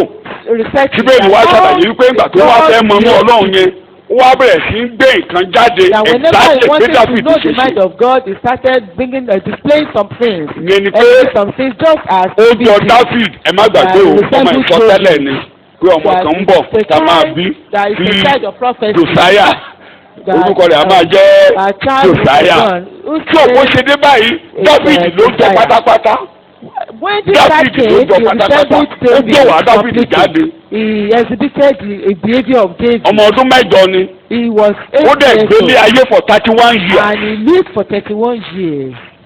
gbogbo 31 yẹn no. Throughout that 31 years. ìkànnì Mánásè àdúrà náà bíbí bàbá ìgbà ń bọ̀rìṣà bẹ̀tẹ̀ ń wo ìṣàtàn nílé tán bàbá ìgbà ń bọ̀rìṣà ó kàn débẹ̀ ló dé èṣù kalẹ̀ tó kàn bẹ̀rẹ̀ síbí kò síbi tí ò ṣe tán olúwalúgbọ̀ wẹ̀ bẹ̀rẹ̀ sí ní wò. He perpetrated all sorts of evil. ó káwọn ọmọ ẹ̀wọ̀n ní ẹgbẹ́ pé ní kò sí kẹ́ tí ò ṣe tán. He brought his children to Ọlọ́run wa mo máa ń rí Ọlọ́run májẹ̀mú wá ní ìwọ ọmọ yìí ọ̀dà májẹ̀mú wà lórí rẹ̀ ó wà ní ilé yín. Covenant upon you. ebi tẹ́ ẹ̀ tó máa rí Ọlọ́run nìyẹn tí ò ṣe sí wa Ọlọ́run wa ní ọ̀dà. He doesn't do to us according to our. Ọlọ́run wa mú kókó ẹ̀. And God chastised him. méjì péré ni. He disciplined him. wọ́n bá wá gbé lọ sí ààfin He Bábélì. was captured. nígbà tí ìyá wa ń jẹ́ When tó bá nínú ilé tó bá nínú ilé yẹn ààfin Bábélì ló ti ṣe. He did it in kí ló bá nínú ilé Babylon. kí ló bá nínú ilé Prayer. ohun tí wọ́n fi bí tó bá nínú ilé yẹn nígbà tó débẹ̀ Ọlọ́run Ẹ̀sìkáyà bàbá mi dà He now called upon Ọlọ́run God. Dáfídì dà Father, bàbá mo ti ṣẹ̀ mo ti kọ̀ mo ti kọsẹ̀ mo ti kọsẹ̀ ó ti kọsẹ̀.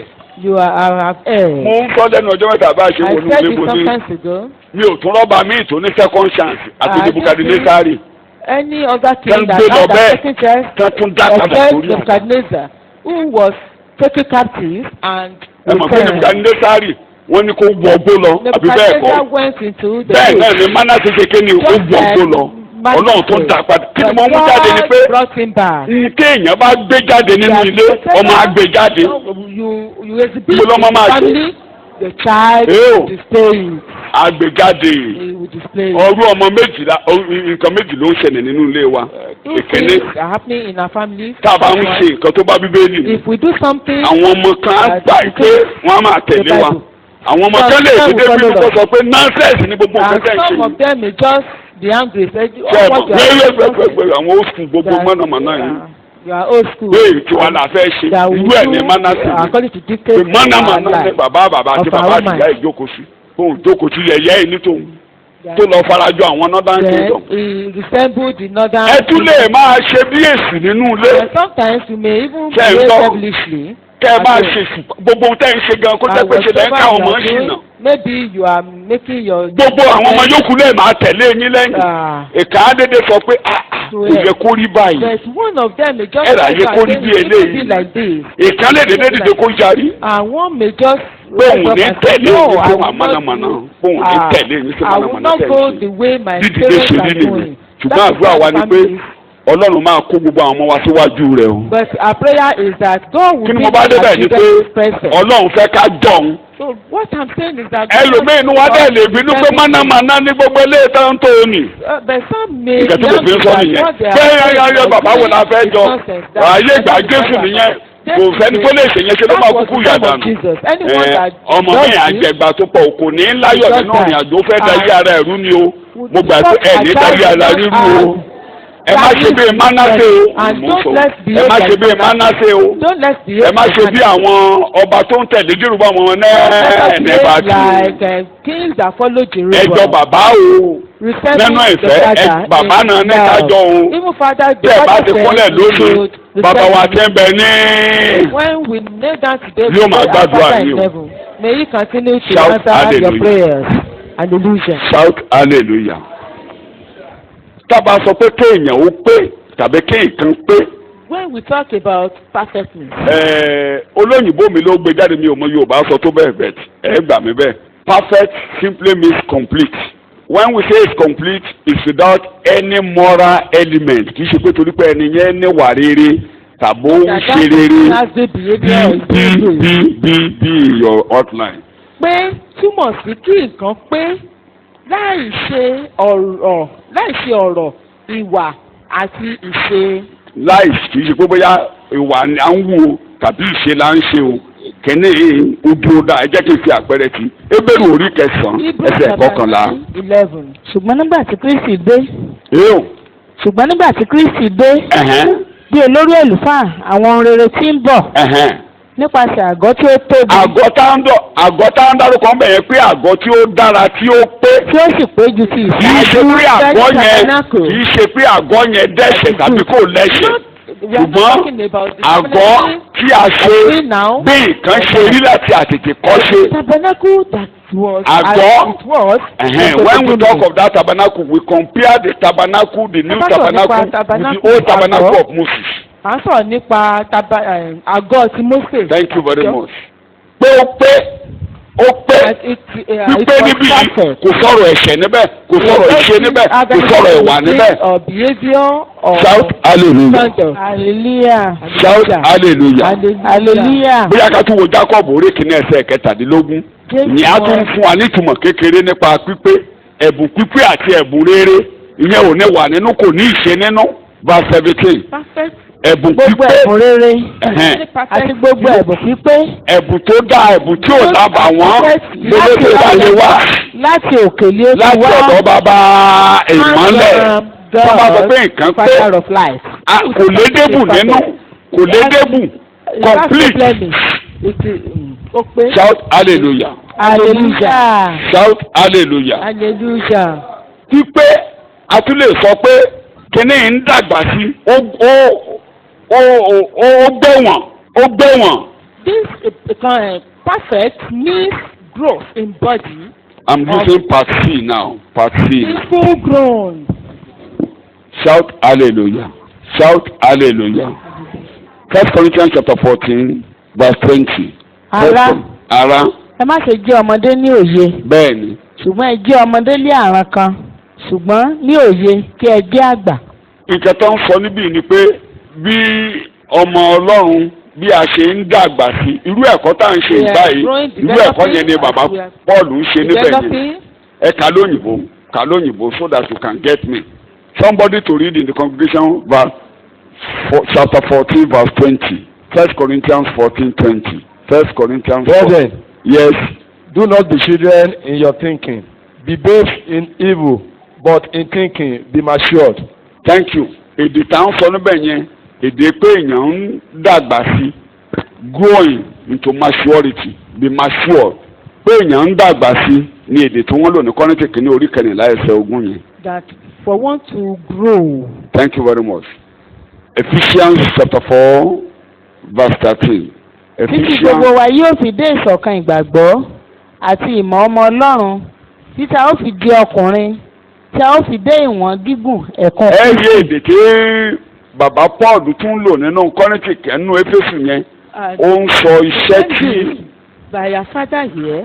ẹ̀ka bẹ̀yẹn lédè òyìnbó. Until we all attain to the unity of that faith. Growing up ohun tí à ń ṣe yóò máa mú wa dàgbà tàbí àwọn ẹ̀bùn nínú ìjọ á máa mú wa dàgbà The sí. gifts in the church will make us to grow. Thank you. Títí a fi dé ibi tó pé. Tí a pè dáadáa tí a lè jọ bàbá. And of the knowledge of the Son of God. Tí a mọ bàbá dáadáa tí a mọ ọmọ Ọlọ́run dáadáa tí a lè gbígbé kékun. Able to go to the fullness of the completion. Shout hallelujah. Hallelujah. Yeah, am I communicating to you? Torí báyìí ni pé èdè tí mò ń lò lágbára jù fún yín.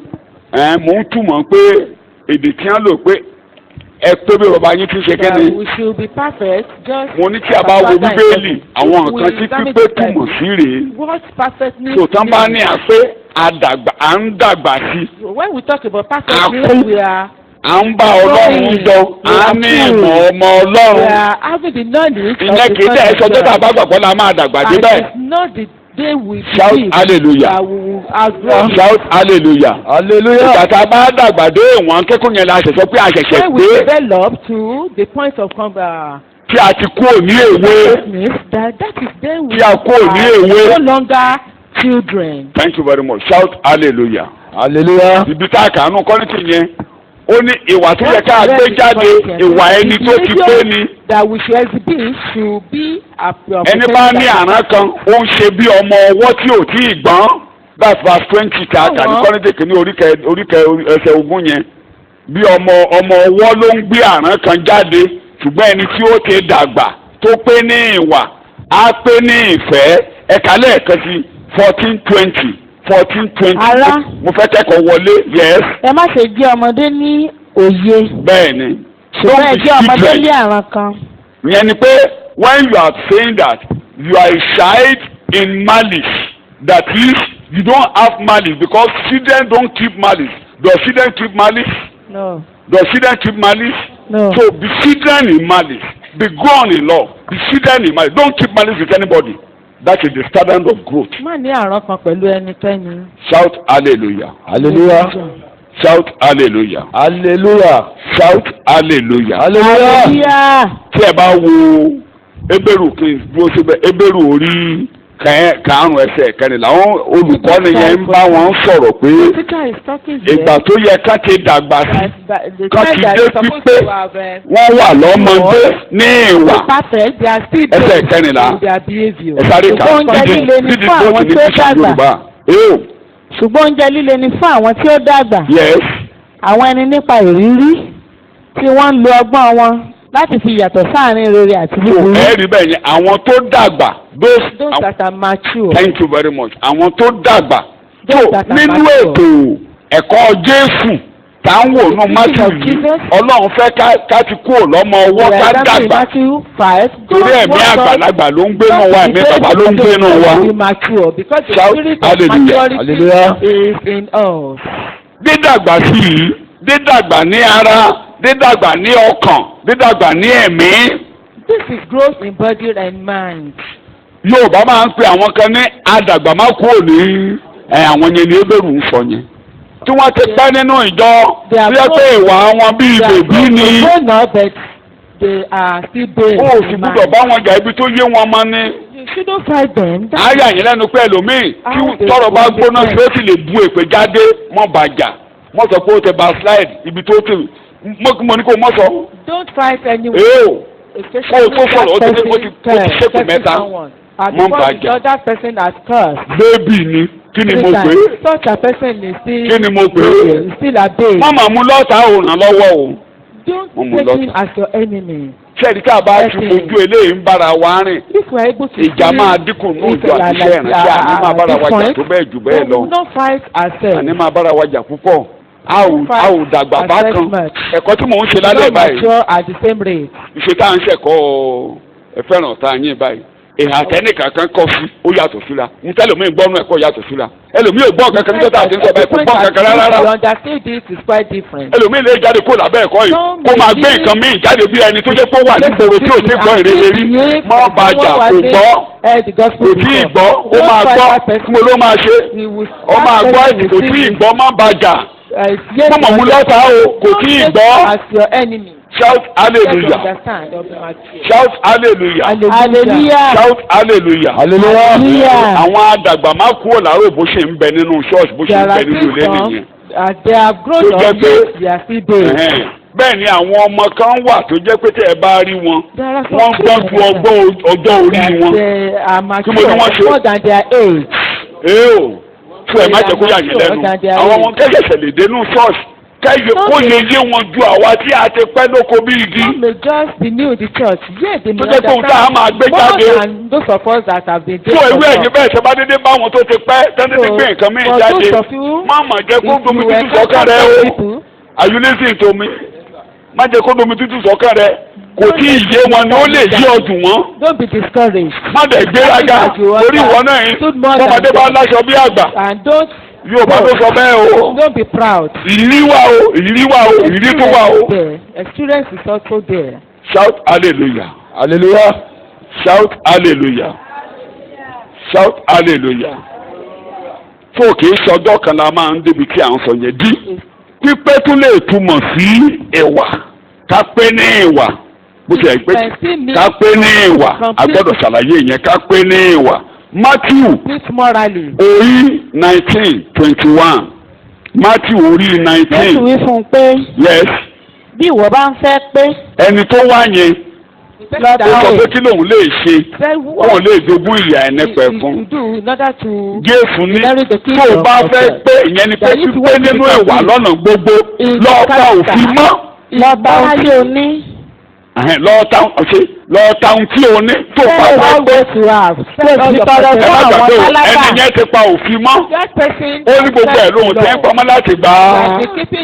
Jésù ò já níyàn ó dáa ó fẹ́ wọ̀run. Tó o bá fẹ́ pé tó bá fẹ́ meet God standard tó bá fẹ́ mú nǹkan tọ́lọ́run fẹ́ ṣe lọ ta ohun tí o ní lọ fi fún àwọn. Bí àgbélébùú ẹ máa ṣe kéne ibẹ̀ láti wá rí i pé kò pé nínú ìfẹ́ tí mo ní kò ṣe. Pé nínú ìfẹ́. Tí mo ní kò ṣe. Pé nínú ìfẹ́. Tó òfin tó lóun gbé lọ́wọ́ kò mọ́ kò pa òfin mọ́ olófo ni torí kò lè pass pẹ̀lú dúkìá ẹ̀ pẹ̀lú ẹnikẹ́ni. Lọ pin fún àwọn aláìní. Bíbélì ní ó fi ìbànújẹ́ kúrò lọ́dọ̀ ọ̀tá ni. Ìyẹn ni pé kì í ṣe ẹni pípé nìyẹn kò pé nínú ìfẹ́. Perfect is not perfect in God. Ọlọ́run má jẹ́ kásá sínú o. May we not worship in vain or serve in vain. Irú àwọn ẹlẹ́sìn bẹ́ẹ̀ nínú ìjọ ni ọkùnrin yẹn ẹlẹ́sìn ni. Such a person is a religious man. It's not good in human relation. It doesn't relate with people. Kí ẹnìkan ní ṣó. Go and relate with people. Himself alone. Ṣé ẹ rí iṣẹ́ ìpè tá a pè wá pípé wa fúnjọba Ọlọ́run? You must cultivate good human relationship, initiate relationship, maintain relationship. Are you listening to me? Are you listening to me? Because kì í ṣe ẹranko là ń lọ wàásù nígboro ẹranko kọ́ la máa kó lọ sọ́run ta ló ń lọ sí ìjọba Ọlọ́run. Look for them, share what you have for them. The kingdom of God. Let them see Christ in you.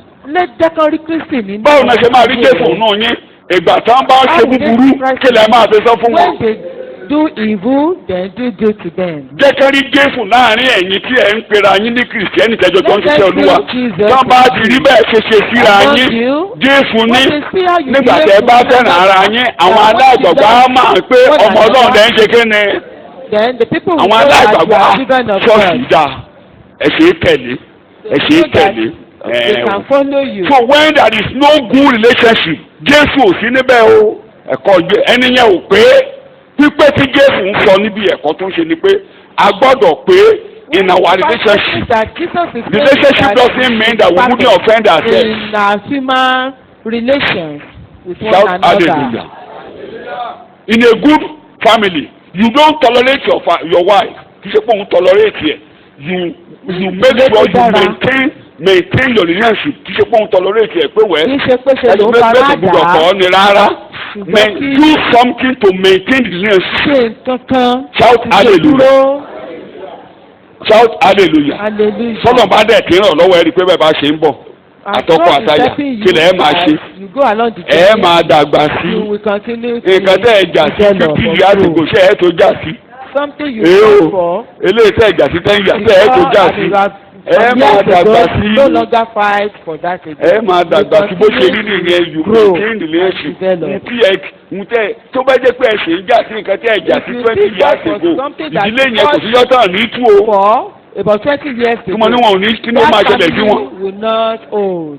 Wọ́n lè dédé wọ́n lè pé 60, 70 kan dédé divorce.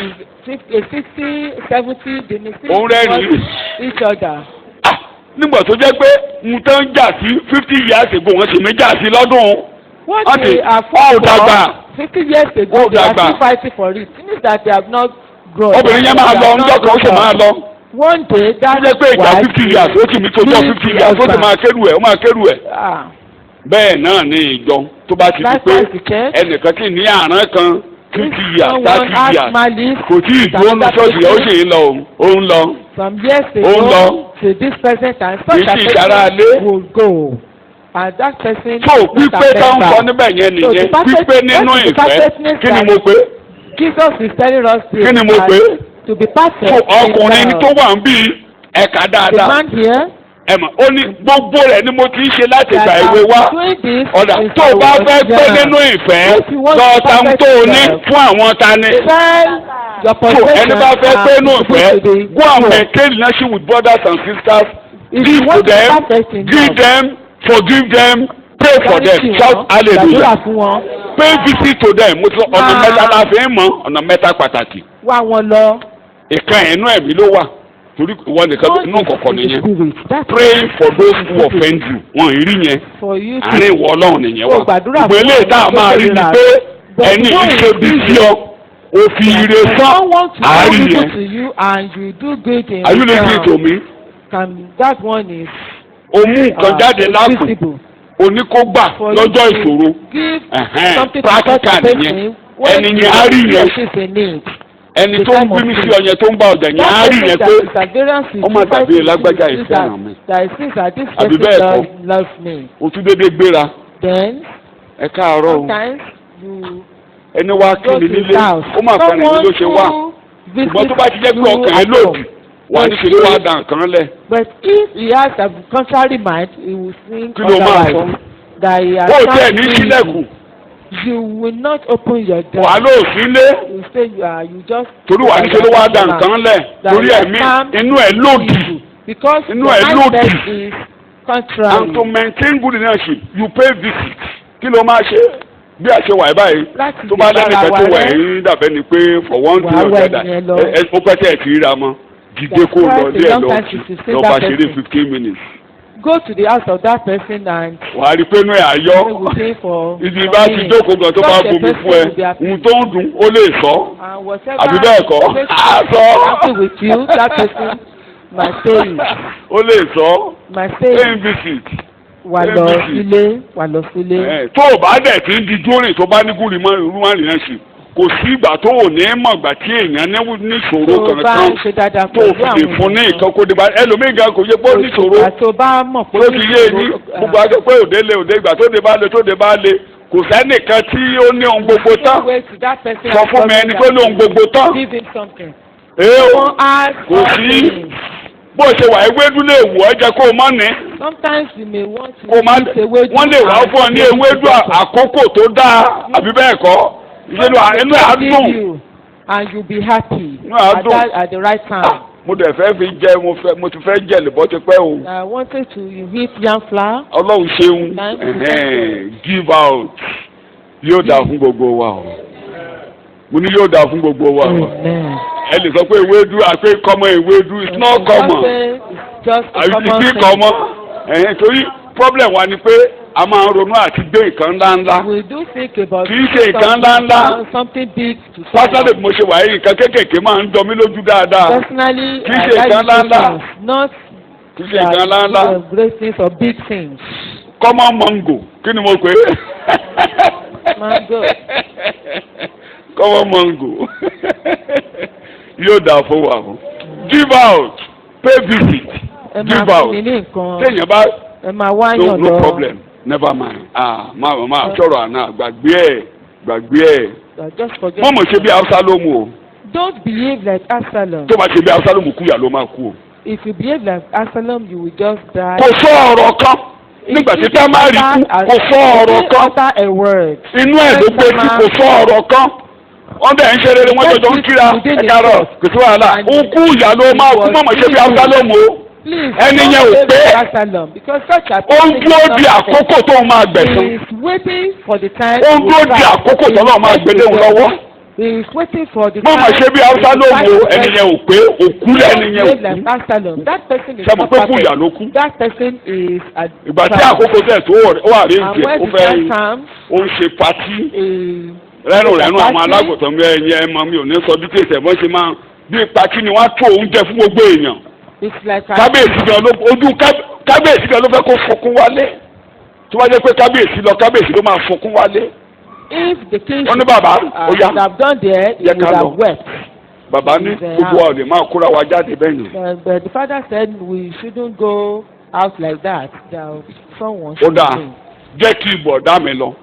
let my elder brother. kí ni gbé tí bọ̀dá ẹ̀ máa lọ kí ni tiẹ̀ ti tẹ́ why àmọ̀ ó ṣàbẹ̀rẹ̀ sí ó gbọ́gbọ́gbọ́ tẹ̀mí rọ̀ ọ́ ẹ̀kọ́ kan Dáfídì ò lé tó bá jẹ́ lágídí Dáfídì kò ní jẹ́ kó lọ. if David was stubborn gbàtọ́gbẹ́ tó ti ń rọ̀ olódà jẹ́ kí gbogbo àwọn ọmọ ọba tẹ̀lé ọ gbogbo wọn dẹ̀ wọ́ lọ. then they all went. ó gbóúnjẹ kalẹ̀ ó ti kó àwọn ìgbára kalẹ̀ pé àwọn yẹn ń bẹ̀rù ó ní èmi ni mo rán yín níṣẹ́. I was the one that. ní tó bá ṣẹlẹ̀ orí mi gbé. whatever happens I'll be responsible for it. tó bá ti yó tán kínú gbogbo wọn dùn ẹ kọlu kápá. then bẹ́ẹ̀ náà jẹun tán yó jẹun tán yó. as they were feasting and. kò sọ̀rọ̀ rí o. he didn't utter a word. kò sẹ́ni tó mú lóhùn o. nobody. torí àwọn mi máa ń sọ bẹ́ẹ̀. talking at all. bẹ́ẹ̀ tó bá sẹ́mọ̀ pé téèyàn bá dinú yóò sọ̀rọ̀ one way or the other a máa jáde nínú ìwà.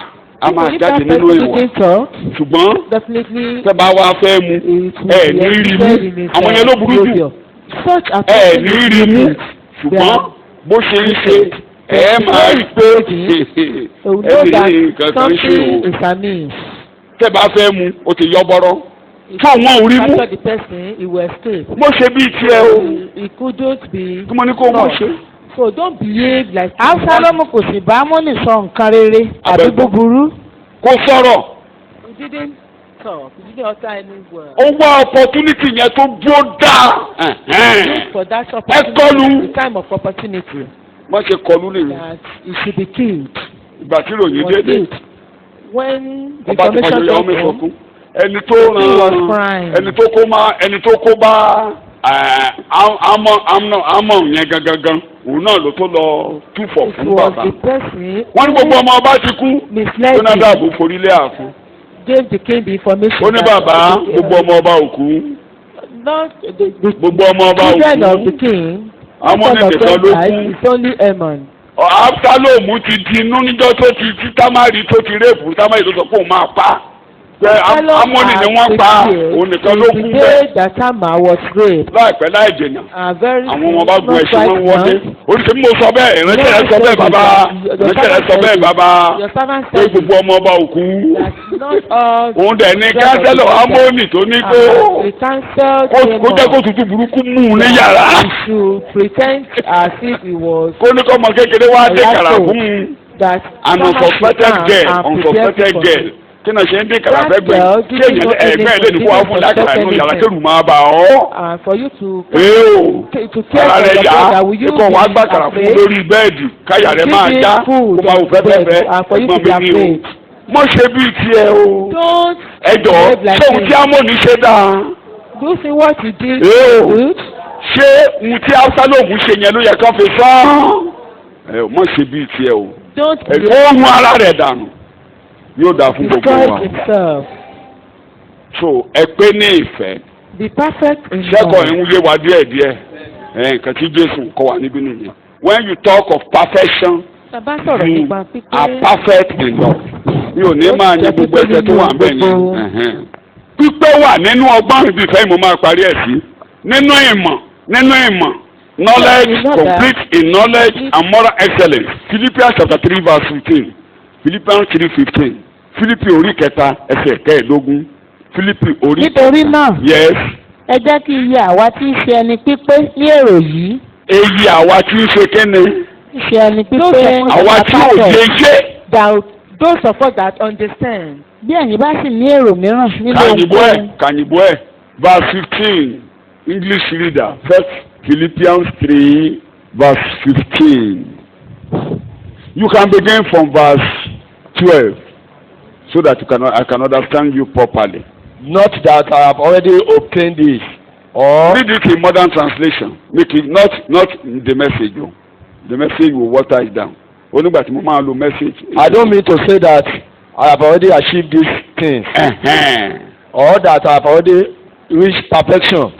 Èdè tó ń lò bẹ́ẹ̀ ni pé kì í ṣe pé ọwọ́ mi ti tẹ̀ kì í ṣe pé mo ti pé tán pátápátá máa kà á. Yes, but I press on. Mo ń lépa ǹṣó. To possess that perfection. Kí ọwọ́ mi kó lè dé ibi gíga n tó ga ni mo ń nawọ́ sí.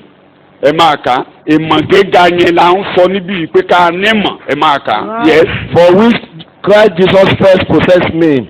Torí ìdí tí Jésù pè mí fún n tó fi gbà mí là pé kọ́wọ́ mi lè kẹ́ lórúkọ Jésù ọwọ́ yín á tẹ̀. Amen. Ìdíwọ́ la fi pè wá Paul mọ̀dí tá a fi pè é. Nǹkan pé òun yẹn ló ń gbé pàtọ́wọ́ ń tẹ̀. Tọ́wọ́ wa ò bá tètè yẹn ẹni yẹn ó ṣàṣenù.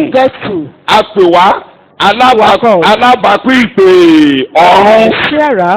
Kì í ṣe iṣẹ́ ìránṣẹ́ ní number 1. Iṣẹ́ ìránṣẹ́ is number 2. A pè wá kí a wẹ̀ wá náà. Já a máa wọ̀nà fún ìrètí tí ó ní bùkún pé Jésù ń padà bọ̀. Ìpè tá a pè wá nìyẹn. A pè wá tá a bá kú lọ́jọ́ yẹn ká dọ̀run.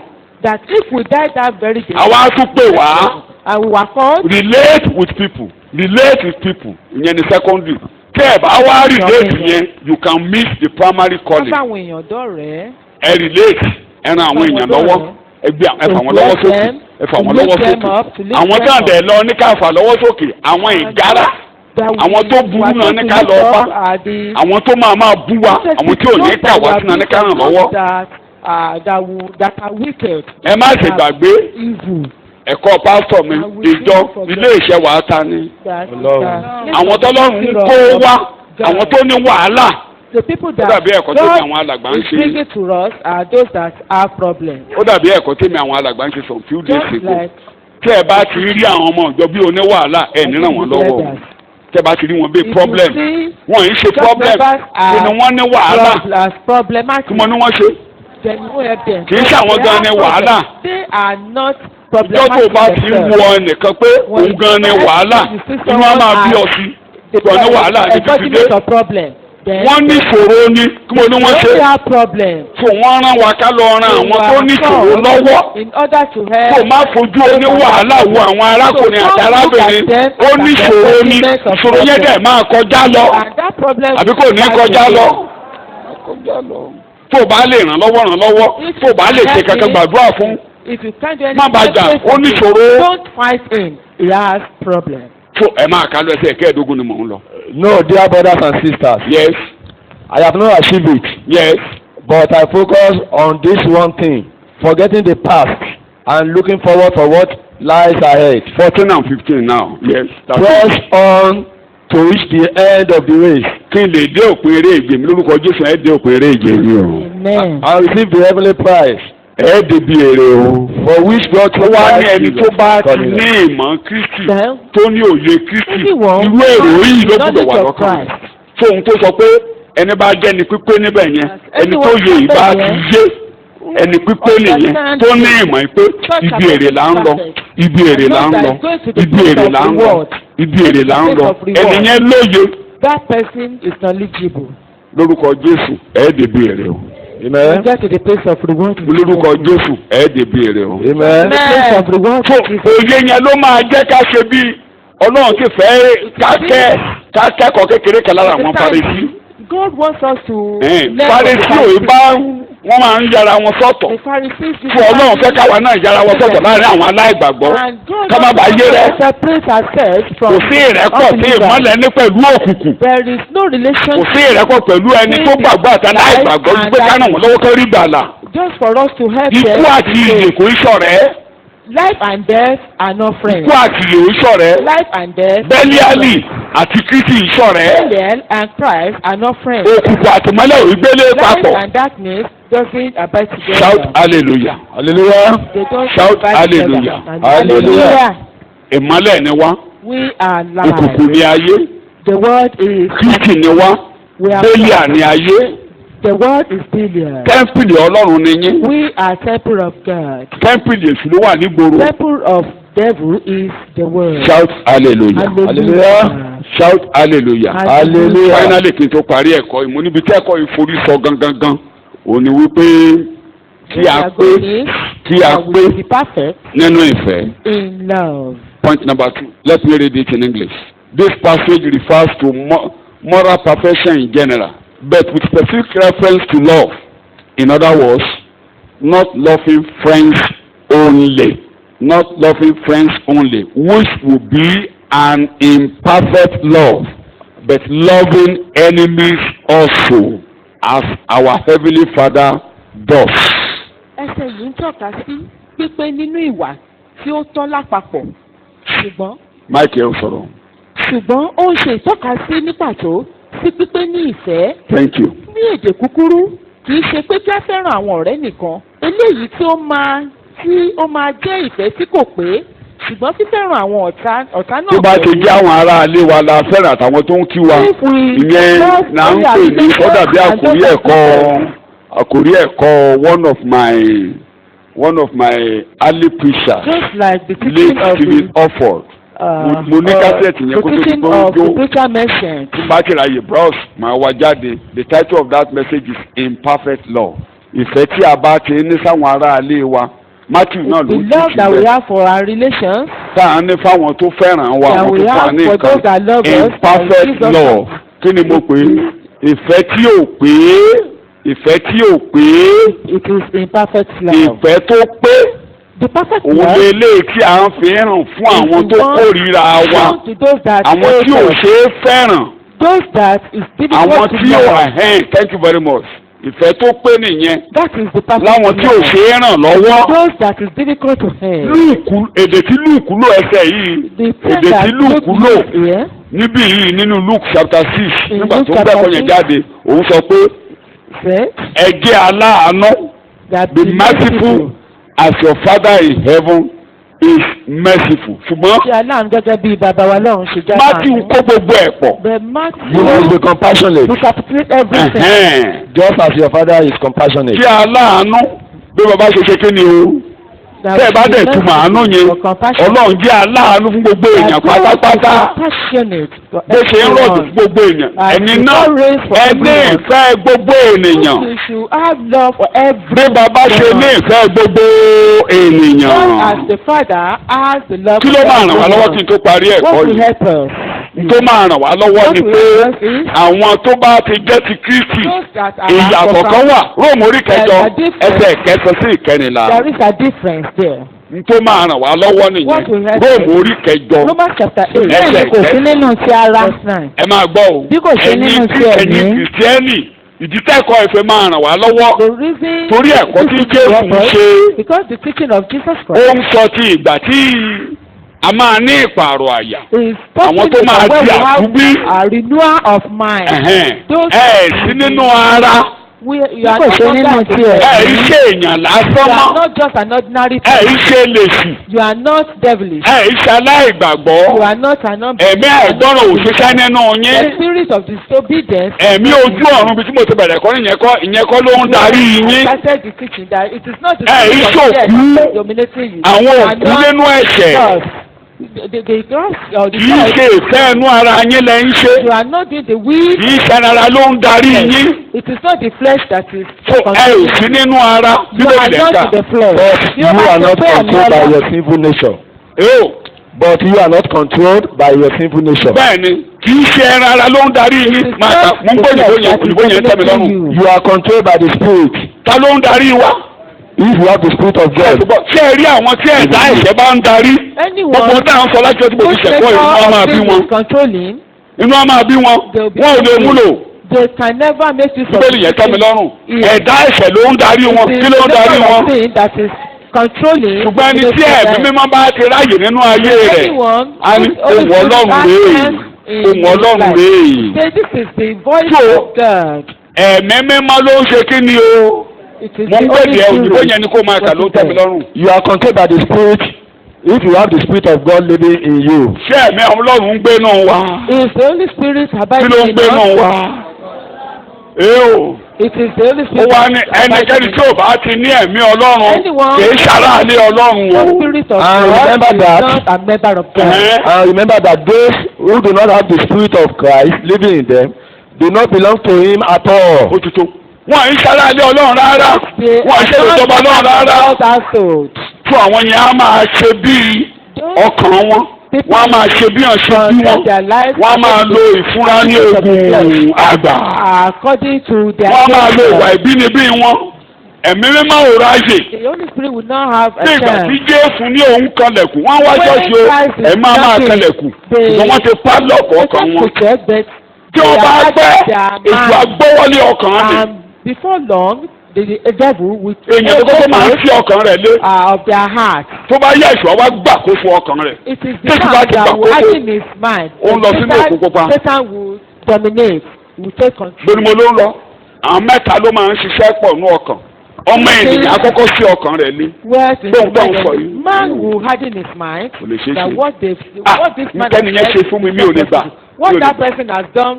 for me, Ọlọ́run á máa rán gbogbo èèyàn láti tí ò bá ti wá ràn lọ́wọ́ ìṣù àwa fi kọ́kọ́rọ́ sí i tani mo ní máa fi kọ́kọ́rọ́ sí doesn't help him or tó her, bá yá then the Ọlọ́run devil gan will wá have lọ́wọ́ adjust, sí i will harden his wàyí o fẹ́ kú that now you are ready to die. Ọlọ́run gan wá gbé àgádágodo tí ò ṣeé sí And àwa God gbé himself will now harden the heart of that so person. gírì bẹ́ẹ̀ ẹ̀mí mi ara á máa tì ẹ̀mí á máa tì Ọlọ́run gan kúkú darí ẹ̀ síbi tó ti máa And wó God will now make him to go to where he will be destroyed. ẹ̀wọ̀n tó ti fáyà ó máa wó You say the day that the Pharaoh Ọlọ́run gan ló ń lọ́kàn sókè nínú ilé God that stayed up bẹ́ẹ̀ tí ò àjẹ́ kí Ísírẹ́lì and lọ you allow the Israelites to go. wọn ò lè lọ mọ́ ọ lọ́wọ́ And they can't just escape wọn ò lè lọ mọ́ ọ lọ́wọ́. They couldn't escape like that. bó ṣe ṣé mo sùn lọ nígbà tí mo ní ká máa lọ ni Was I ṣé mo sùn sleeping lọ when I ni told kò lè ṣeé ṣe you? ó yá It's kò lè not ṣeé ṣe possible. kò lè ṣeé It's ṣe possible. ó lọ run Then he Ẹ̀mí went ń lórúkọ after them Jésù and Olúwa. he àwọn went ìgbà back ẹ̀mí to mímọ́ láàyè o Israel. So give the Holy Spirit àlàáfíà a ni chance. o It is ayọ̀ ni o It is joy. àlàáfíà ni o Joy is peace. tó bá mu lò oorun rẹ̀ á yàtọ̀ o Once you make use of it, o lè ṣubú nígbà tá a fún àṣẹ ọ́ o ibi ò ní bá o may you ibi ò not ní bá o experience evil. bí èèyàn ronú ibi If òun ló mọ someone ibi tó rò says Ọlọ́run ò ní evil gba ibi láyè about wọnú you, ilé wa bá God will o. not allow him or her. bíra rẹ gan kí ló dé tí mo máa Ask parun yourself, why should I be destroyed? mo ti pẹnu mo máa ń fọ I've resolved pẹnu ọkàn mi ni kò sí wà tí ọmọ èèyàn ń wù that tó máa mú no mi kọlu Ọlọ́run behavior any man will exhibit that will make me to kò sí ìwà kan láyé no tí ọmọ èèyàn wù on that ó máa jẹ́ kí n man kọlu will Ọlọ́run. display that will make me to go ó to máa ń dùn hell. mí o bẹ́ẹ̀ mo máa ń lọ wájú Olúwa lọ ké màá I will ké go to the presence of God. kí dẹ̀ ní pé tí màá lọ ké And what is màá kọ́kọ́ rì náà màá kọ́kọ́ wọ ẹni tí ó wù wá nì. tí mo bá ti lè ronú díẹ̀ tí mo rí nǹkan rere kan nínú ayé ẹ̀ I will think about mo jánà something good in the life of that ìyẹn ni màá máa fẹ̀ níwájú Olúwa and that's tí one bá ti fẹ́ díẹ̀ tí mo ti pé màá máa fẹ́ Ọlọ́run pé ràn mí lọ́wọ́ èmi ni mo ní ìṣòro ẹni yóò ní ìṣòro èmi ni kò ràn lọ́wọ́ mo jẹ́ ń kọlù ọ́ mo jẹ́ ń ṣìwàhù ràn mí lọ́wọ́ bàbá ràn mí lọ́wọ́ bàbá Ọlọ́run dẹ̀ máa ràn mí lọ́wọ́ Ọlọ́run yóò ràn wọ́n náà lọ́wọ́ èmi ni mo ní ìṣòro èmi náà fẹ́ kó lẹ́tà náà èmi náà fẹ́ kó jà èmi náà fẹ́ kó lọ sílé àjòjì èmi náà fẹ́ kó lọ sí Ọlọ́run mìíràn èmi ní kó ràn lọ́wọ́ Olúwa wọ́n jẹ́ ń kọsẹ̀ mi ò ní kọsẹ̀ torí ẹni mi ò ní kọsẹ̀ lórí ọ̀rọ̀ yìí mi ò ní sọ̀rọ̀ sọ mi ò ní ṣèwàhù ẹ̀mí máa ràn mí lọ́wọ́ ẹjọ́ ta ló wọ kàlùkù mi yẹn ẹ̀mí mímọ́ tẹ́mi mímọ́ ò bá sí màá dàrú àjọ dàrú nítorí bá máa gbà lá máa fún. Then we have to bẹ́ẹ̀ni àwọn méjèèjì ń wẹ́ èmi ò nínú ní tèmi o. May I not be destroyed. ṣé bíbélì ń yé mi o ìkókó tí ẹ jẹ́ kí n fi ẹsẹ̀ kan sí ká máa lọlé. mo gbọ́dọ̀ débẹ̀ mo gbọ́dọ̀ débẹ̀ mú ẹ kó lọ́dọ̀ bàbá Paul ẹ jẹ́ kí n parí ẹ̀ sọ́dọ̀ bàbá Jòhánù. Let's conclude. ká lọ sọ́dọ̀ bàbá Jòhánù. Let's go to John. èkéné Jòhánù. First John. orí ìkẹrin bẹ́ẹ̀ máa parí ẹ̀kọ́ sí alẹ́ tẹ́lẹ̀ ẹ mú yòókù tì orí ìkẹrin bẹ́ẹ̀ ní ẹsẹ̀ keje. 7. Olùfẹ́. ẹ̀kọ́ ẹ̀ ò ní pé tí mi ò bá dọ̀dọ̀ bàbá John. olùfẹ́ máa gbọ́ Ẹ jẹ́ kí a ìbò bá mi fẹ́ràn lọ. ara wa. ẹ jẹ́ kí a ṣe kéne. Ẹ jẹ́ kí a fẹ́ràn ara wa. bàbá ìfẹ́ rè Another. bàbá ìfẹ́ Father rè of love. The ó father of mọ love. ìfẹ́ ó mọ fálù ìfẹ́ ó mọ túmọ̀ rẹ̀ bíbélì ń sọ̀rọ̀ Nítorí ìfẹ́ tí ọ̀dọ̀ Ọlọ́run wá. ọ̀dọ̀ ta nìfẹ́ ti jáde wá Ọlọ́run. From God. ọ̀dọ̀ ta ló ti jáde wá Ọ̀dọ̀ Ọlọ́run. From God. bíbélì lẹ̀ ń kà. Àti gbogbo ẹni tí ó bá ní ìfẹ́. ìtìjà fi gbọ́dọ̀ jẹ́ ká fẹ́ràn ara wa ni pé ọ̀dọ̀ ta nìfẹ́ ti jáde wá Ọ̀dọ̀ Ọlọ́run. èso onífẹ́ o Is that love comes from God. bíbélì ń sọ̀rọ̀ ohun tí ò bá ṣe tó náà ìfẹ́ wá ó tọ̀dọ̀ ìṣù wá Anything that doesn't come Àti from gbogbo ẹni tí ò bá ti fẹ́ kẹ́sù ó ń lọ kó lọ mú nǹkan tó tọ̀dọ̀ Ọlọ́run wá bíbélì ló ń kà. Àti gbogbo ẹni tí ó bá ní ìfẹ́. bẹ́ẹ̀ ni A bí nípa ti Ọlọ́run. olúbéèrè rẹ Ó sì ẹni tó mọ bá Ọlọ́run. ní ìfẹ́ ta ni bàbá rẹ̀ Ọlọ́run. Anyone who has love ọmọ Ọlọ́run. ìfùdà níbí is ọmọ Ọlọ́run gbà as God. ó gbà pé Ọlọ́run ló bí ọ You believe that Ọlọ́run ló bí ọ God is back wò ẹ̀tanú báìbáì sọ bẹ́ẹ̀ báìbáì sí ìjà báìbáì sí òdì báìbáì sí ẹ̀tanú báìbáì sí àrùn kan báìbáì sí àrùn kan báìbáì sí ẹ̀mí ìgbẹ̀san Say bye bye to a lè bẹ́ẹ̀ ni kó máa rí lórúkọ Jésù mo gbàdúrà máa kà á Ẹni tí kò bá ní ìfẹ́ kò mọ Ọlọ́run. kí ni a ní kò ṣe wọ́n mi wá ṣọ́ọ̀ṣì ṣá. Nítorí pé ìfẹ́ ni Ọlọ́run Ọlọ́run. pé èèyàn ní ìfẹ́ ni pé mo tún ti sọ òkè tó parí ẹ̀kọ́ yìí mo tó ń tún pé òun ní ìfẹ́ ni wípé èèyàn ṣẹ̀ ọ́ kó o gbẹ̀san offended Òyọnu. you and you do not revenge. òun ní ìfẹ́ nìyẹn That kò is yọnu love. ògbẹ̀san. You are appeased to do ẹni ṣe nǹkan tí ò dáa sí ọ Someone who did ọjọ́ ìṣòro ò ràn lọ́wọ́ time of trouble you o help kúnlẹ̀ him. nílé o fàdúrà ràn lọ́wọ́. You let that show your closeness and pray orí for mi that jà person. orí burúkú ló ń jà. It is my maker that is fighting the person. Bíbélì lẹ́ ń ká ọ̀yà Pé fẹ́. ilé agbé fi ìfẹ́ Ọlọ́run hàn nínú wa. ẹni ẹ̀ ń dòde. yes Dear friends, yes. let us continue to love one another. For love comes from God. Anyone who loves is a child of God and knows God. He knows God. But anyone who does not know love does not know God. He doesn't know God. For God is love. Yes. Kò tí ì tán 17 mò ń lọ. God show how much He loves us 16 and 17 lóde yẹn. by sending His one and only Son into the Ọlọ́run world. fi ìfẹ́ àwọn tìkẹ́ lára rẹ̀ hàn sí wa àbí bẹ́ẹ̀ kọ́. Display the love. Nígbà tí ó fi ọmọ rẹ̀ fún wa ẹsẹ̀ Yorùbá yẹn 16 Yorùbá. Nice. Àwa ti nípa èyí lé àwa gbé fi ìfẹ́ Ọlọ́run hàn nínú wa. Yes. Nítorí tí Ọlọ́run rán ọmọ bíbí rẹ̀ kan ṣoṣo sí ayé. Tó jẹ́ ká mọ ìfẹ́ ni pé Àwa kí ó lè yè Ọlọ́run nípasẹ̀ rán rẹ̀. ọmọ rẹ̀ láti ràn wá lọ́wọ́ gẹ́gẹ́ bí kàkà lè yè tí òun tọ́lọ́run wà bẹ̀rù parí ẹ̀kọ́ for yìí. us to have life. Tọ́ bá ti rí wa nínú ayé, tọ́ ń gbà pé wọ́n rí Kristi verse 17. Whenever anyone sees us to know Nílé that we yìí are a mú in ìfẹ́ Christ. tí ó wà Ìrere nínú wa nìyẹn pé o. That is the gospel. Ní ìrere nìyẹn o. That is the gospel. N tó jèrè ọkàn ní ṣe àwọn àpólélì nìyẹn o. Tó bá ti rí àwọn ọmọ Ọlọ́run, wọ́n á wo Jésù kékeré. Whenever they see Òun ló ń jẹ́ kí ìsíá. they see Ẹ má bàa kọ́ wọ̀rí. as little Christ. Àdúrà mi ni pé kámi kó jọba nínú gbogbo wa nínú ṣọ́ọ̀ṣì yìí. Amen. Gbogbo àwọn tó gbẹ́kọ̀ọ́ yìí, kọ́lọ́n kó gbé wa wọ̀. Listen to this message of God. Tó bá gbé wa wọ̀, á jèrè ọkàn ládùúgbò o. So that we'll be able. Ọ̀gọ̀rọ̀ ẹni tó ń gbàdúgbò o, lọ́mọ ṣọ́ọ̀ṣì tó ń gbàdúgbò. Àwọn kan torí ti yín máa gbà tán bá rí bẹ́ẹ̀ ṣe ń bìhéèvù síra yín. Wọ́n á bẹ̀rẹ̀ sí ní wá ṣọ́ọ̀ṣì, wọ́n wá gbà Jésù. People will behave to ourselves. Láwọn tó ń gbàdúgbò ṣọ́ọ̀ṣì. Then those around the church. Tí Ọlọ́run bá ràn wá lọ́wọ́ láti mú ẹ̀kọ́ yìí lò. If we are able Ẹ to dídì àti wàásù sáwọn aládùúgbò we kan tó wá don't need to ṣọ́ọ̀ṣì. preach to Mímọ̀. your neighbors. Evangelism wà á reduce. Then Àwọn kan wà ní family ẹnìkan, family mi báyìí tó yẹ pé wọn ò lè tẹ ṣọ́ọ̀ṣì. there are some in your family Ẹ̀yin that tẹ́ ẹ bá will jọmọ not come to this church. ilé kan nínú ibi yìí, tí àwọn aráalé yín ò bá lè wá ṣọ́ọ̀ṣì, ẹ lọ tú ayé yín ṣe. So go and reorder your life. Ẹ tó kó èèyàn wá ṣọ́ọ̀ṣì káwọn èèyàn rí yín nítorí kí yín máa bọ̀. And for people to come Kán to ṣe this kẹ́ni? place, to this church, Ẹ o, for them to be groaning or murmuring, definitely go and reorder. bí ẹ ṣe rí your life. gbà pé Kristi là ń wò yìí, Just pé àrí Jésù nínú yín, as Christ. ìjọ yín ṣe é lọ, To say ẹ ṣe é tẹ̀lé, that you can go to your church, you can be. ẹ ṣe é tẹ̀lé You can. lórúkọ Jésù ẹ ní jọ orin kọsẹ̀ o. Amen. Be an object Àwọn nǹkan of kéékèèké ló máa ń jẹ́ ká mú yàn kọsẹ̀ o. Won't be a stumbling Àwọn là ń block. kà yìí. Little things make people to Nítorí ẹ̀ máa kó yàn sọ́sọ́rùn àpáàdì là ń kà yìí. What can Torí make inú someone ọkàn to ló go wà. to hell is in the mind. Bí èdè mi ẹ̀kan, ta ló mọ̀ yìí pé Absalomu ń bínú? Kò sẹ́ni tó mọ̀.